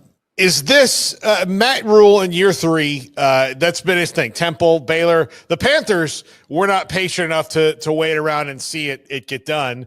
And I don't want to knock Dave Canales. I think he's done an absolutely fantastic job with Bryce Young. But one, Matt Rule never got Bryce Young, and two, a lot of those guys that he's built the team with were guys that Matt Rule drafted. So I'm a little biased because he's our friend, but but is this, do you see the roster? Do you see it coming together for Nebraska where they can maybe be an 8-4, 9-3 team this year because of Raiola, because of the addition, like Dane Key in the wide receiver room, and the defense is already good, even though they did lose a good chunk of their defensive staff to a much nicer place in Tallahassee, Florida? And what's the Smoak? Smoak is your co-host, the Nebraska guy. Yeah. I think 8-4 would be a positive season moving in the proper direction. But again, you're talking about Michigan. We don't know, but we expect SC to probably be better than they were. And then, as you said earlier, Penn State's going to be looking to, particularly within the Big Ten, trying to prove a point. Particularly to, like you said it, James Franklin, the teams like Nebraska, Maryland, Michigan State, depending on who was coaching, James Franklin bludgeons those teams. You know what I'm saying? So I would say that 8-4 is probably it's they don't have the hardest schedule outside of the teams. Really, Michigan and Penn State are the schools that you will be afraid of. I think they can beat Cincinnati. I think they can beat Akron. I'm not gonna diss Houston Christian. You tell me how well. You're my guy. You're my guys in the South. Yeah. Tell me, should we be fearful? Or Nebraska fans should be fearful. Maryland is in a bad situation. Minnesota is Minnesota, and they don't go up or down. They kind of just stay there. And Northwestern is probably going to be below average. I think the thing will be if they can beat Iowa and what Iowa can be. But I could see them definitely being 8-4. We need another step from Dominic Raiola. Is he going to be closer to the most hyped quarterback coming into college from last year, or is this going to be a kid that's pretty good or decent? I think that will tell us a lot. But they've definitely Rule is definitely, as you said, starting to build the talent around that roster as we've seen him do in prior programs. All right, last thing I'm going to tell you right now: Iowa is going to throw for 250 yards a game with Mark Gronowski. Crazy. I'm telling you. You get to South Dakota's kid, and that's all you need, and you're good to go. Huh? Yeah. Look, I don't know if that's going to affect the defense, and that like these guys are like, wait a minute, like we don't have to try as hard. We don't have to score. We don't have like the defense doesn't have to be the offense. Is kind of what you're saying. Yeah, I think it's going to be interesting. I don't know if they have the skill guys to run with the because what happens with Kirk Ferentz, it's kind of like with James Franklin, although it's not really a coaching thing, it's just a talent thing. Kirk Ferentz will beat up on everybody else. I mean, absolutely grind them into dust. But when he plays Michigan and Ohio State and teams with wide receivers, they can't match it. They can't come back. So, I guess a few years ago they held Michigan to like 27 points, but the thing is they were not going to score 28. That was 3 games for them, Right. I think this one defensively, it's still one of the best schools in college football. Offensively, I'll let you take that because I honestly have to see it. And we know that it's tight end you, but it's also been one of those things, and it kind of goes back to the Penn State issue, and it's perimeter guys, where it's like you can have the young quarterback, but if you can't have the guys to go vertical to kind of open up the run game, and we know, listen, Iowa can run against anybody. They're one of the most physical teams traditionally in college football. But as you said, they don't score enough, and I'm not believing it. Like this cap right now, as far as, and I mean cap by lies, like I have to see them actually do it and disprove me, because we've wanted this for so long, being anybody that's followed the Big Ten, for Iowa, because you think about all the talent that they do have outside of on the perimeter and what they could possibly do, because you could attract, I should say, more players that play out on the edge of wide receiver if you showed them that they could put up numbers coming to your school. They haven't traditionally been able to do that. So I'm not saying that. You said, did you say what? You said how many yards? You said 250 through the air? 250 a game. 250 a game. All right. Listen, if you clock it, Jared. If he says this isn't right, I'll give you your bouquets at the end of the season, but I would have to see it. I'll have to see it first because that doesn't sound like Iowa football that I've grown up watching. All right, it's a brave new world. Okay, wrap it really quick. What's the best movie you've seen this summer? Oh, the best movie. You know what? This is gonna be like did the Sinners come out? Sinners Yeah. No, this is why we're brothers from another mother.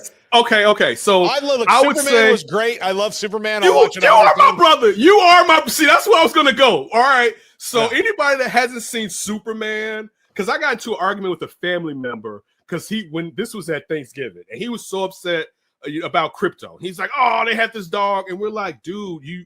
Just chill. They're going to make it work. And he's like, it's going to be a flop. And we're like, dude, you're talking about gun. You're talking about Superman. The odds aren't going with you. All right. So we doubt it's going to be a flop. Me and my son and my daughter and my mother, we all went. The old lady had to work. So we all went.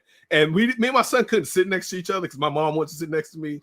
So I didn't say anything. But when the movie was over, I looked at my son and he was like, and we looked at each other. We talked through our eyes. He was like, and I did the same, and we were like, "Yo, that is." And we're older guys, so like Christopher Reeves was my Superman. All right, like I didn't even like watching the black and white one on WGN when they used to play because it was like, "What is this garbage?" Right?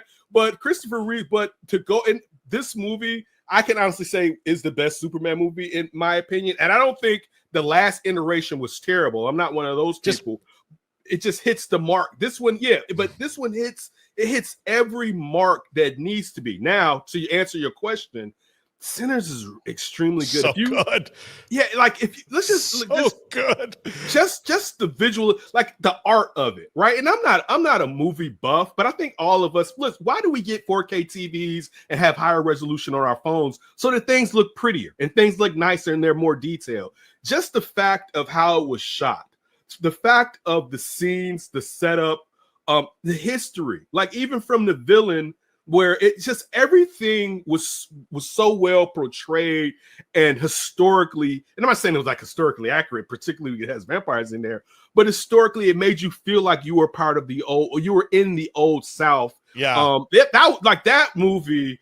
It was extremely. It's not the greatest movie of all time. That is not what we're saying, but it was definitely. Honestly, the best movie. Yeah, I could say it was the best movie this year. And if you gave me a couple other movies, we could debate, and I wouldn't say that that's wrong. But this was a really well thought out plan, shot.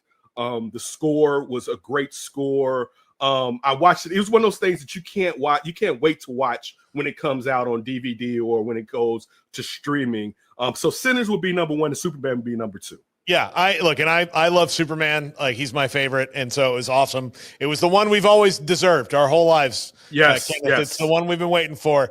Kenneth Davis, we'll have him on again a bunch of times. Again, I'm going to cut. I got to figure out. Garrett and I, we got to get to Chicago. We just got to get to Chicago. You guys come up here and listen. A round at least is on me. Hopefully, my funds will be better, and the meal will be on me. But I'm taking you to Gibson's. That's my place. Okay, but listen, we also just have to sit on the lake. I don't know if you guys smoke cigars. I will bring the sticks and the alcohol and sit there and just enjoy this Midland Ocean that we have that I'm probably like 2 miles away from and enjoy the breeze. So you guys always, I appreciate it, and I look forward to talking to you guys in a week or so. All right, Kenneth Davis with us. This is 365 Sports.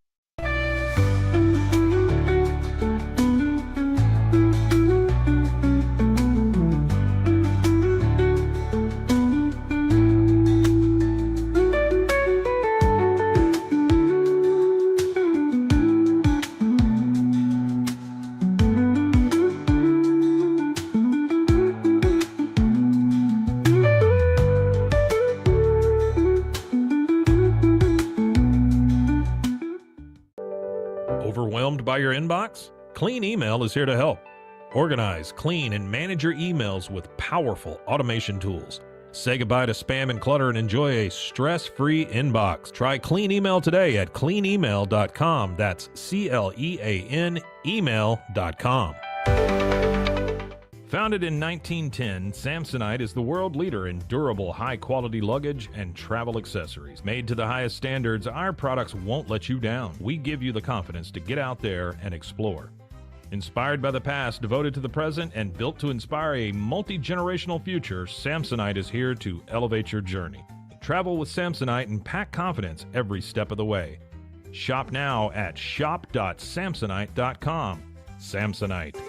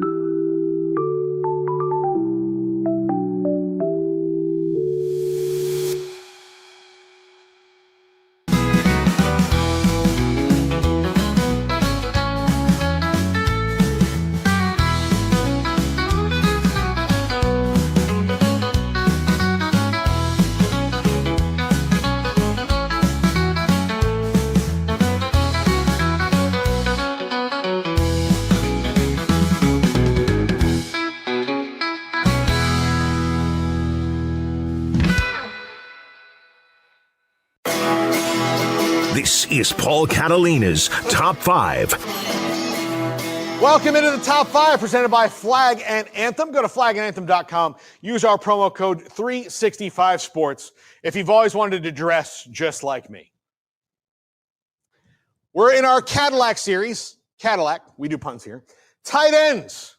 This one is really interesting this year. Offenses are morphing and tight ends are becoming more and more malleable and not just one thing or the other, blocking or receiving. They're changing. They're evolving in modern football. And let's talk about some of the best ones.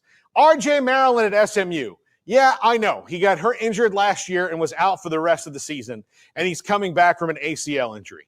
I get it.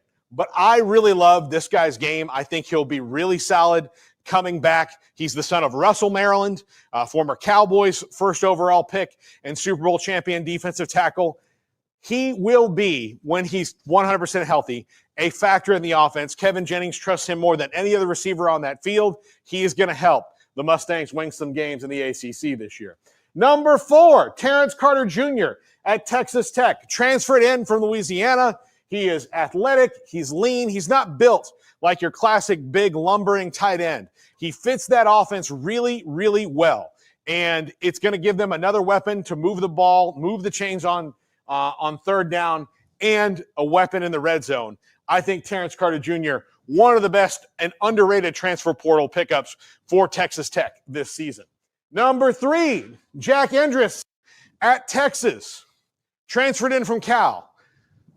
Listen, tight ends, you can go other places, but recent history shows you should probably go play for Sark in that offense at Texas, because if it's Sanders, if it's Helm, whoever it is, they are getting big money at the next level, and their games are improving.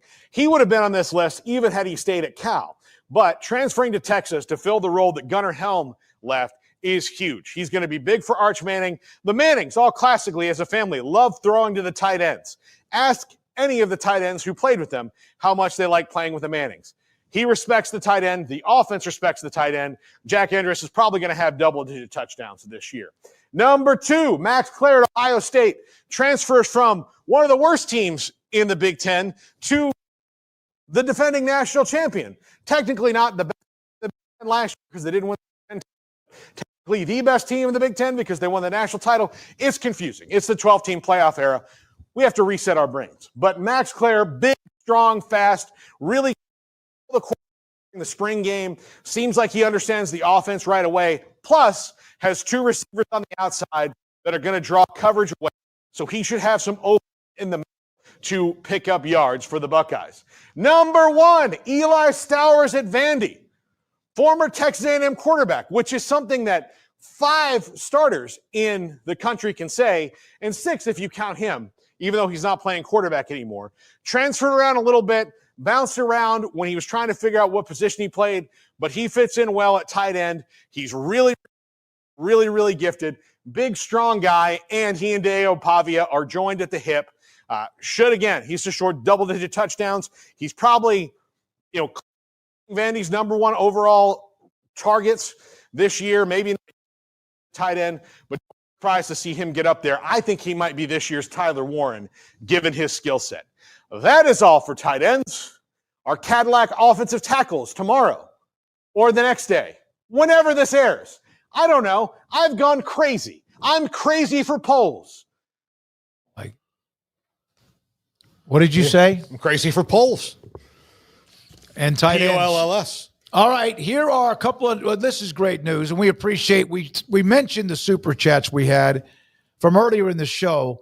The old Barn Cat, Go K-State, 1999, Save Farmageddon. Next one, right after that, Kim Coulter, look at that total. $100. Okay, since he won't match it, I will. In fact, here's a Friday 100. Hundy, have a great weekend. He was talking about a retired stockbroker who eventually did match some of the super chats. Is there another one, Brandon? I thought there were a couple of other ones. I thought Paxton and even Wet Blanket went to the super chat clouds. So, okay. Now, the result, although three things real quickly. Green beer. Iowa State's playing in Dublin, and in Ames, Iowa, there are massive amounts of cases of green beer.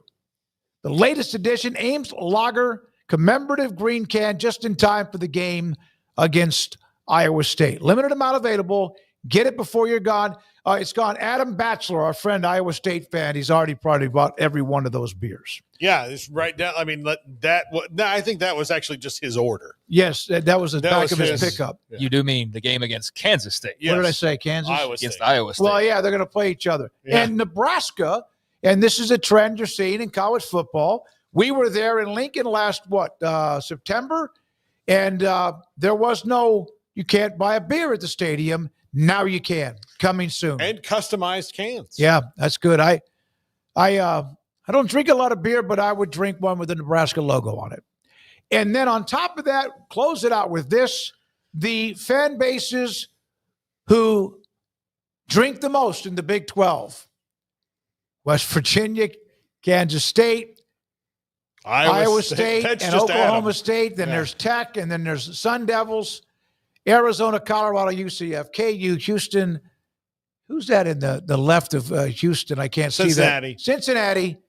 And then TCU, Baylor, Utah, and, of course, BYU. You're missing some of the nuance here, Smokey.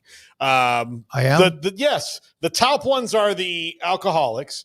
Then I know they party. So Texas Tech. I saw the rim. Yeah. But, then there's the 3 party schools there, which – I think they need to be up on a level with Tech, but I don't think it's fair to call UCF mid or Kansas really, but that's all right. City folks, furries. Yeah. Baylor's got their own category. And Baylor has their own category because they're going to talk about it.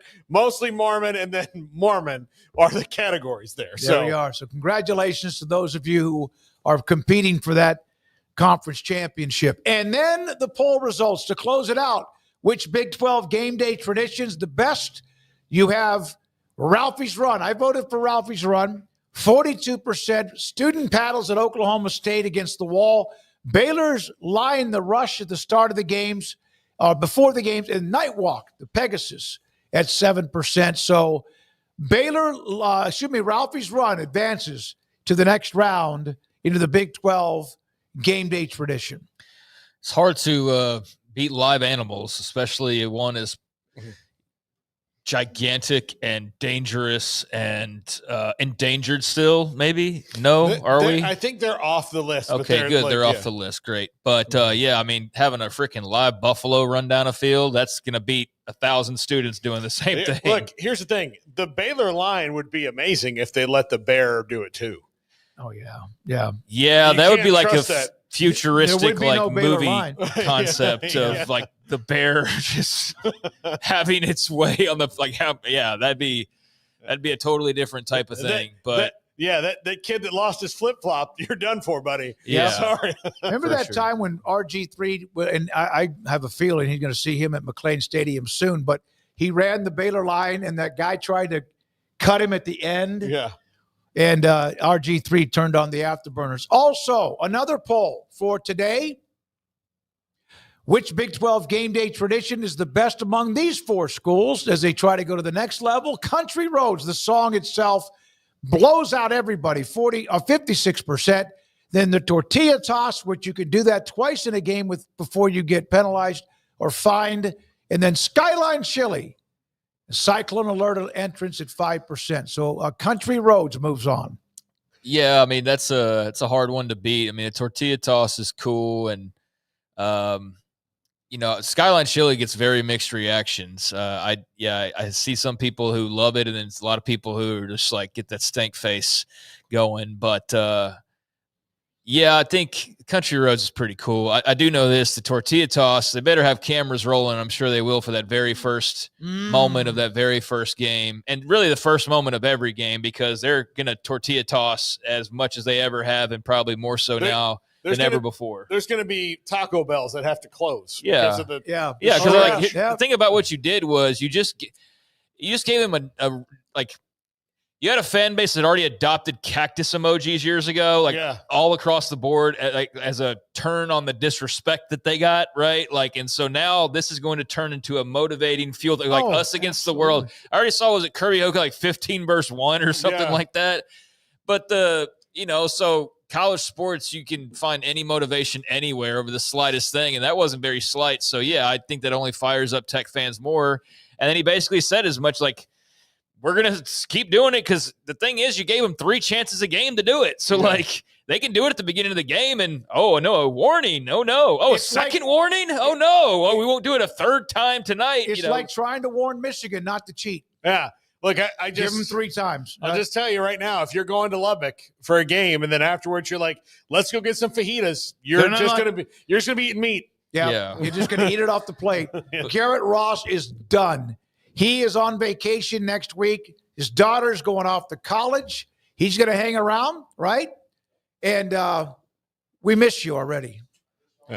Brandon Rowe is not ready for this, but he's going to try to fly solo tomorrow. He's done okay. There's some quirks. Monday. Andrew Valet, thank you. King Jiu-Jitsu. And by the way, those 3 guys do what they do behind the scenes, but we'll start putting cameras on them whenever we can. For Craig Smoak and for Paul Catalina, our audience, you who drive what we do, we appreciate your time. Thanks to all the super chats, but also your time. Sponsors are amazing, and we appreciate them so much. Have a great weekend. For Paul Craig, I'm David Smoak. Good night.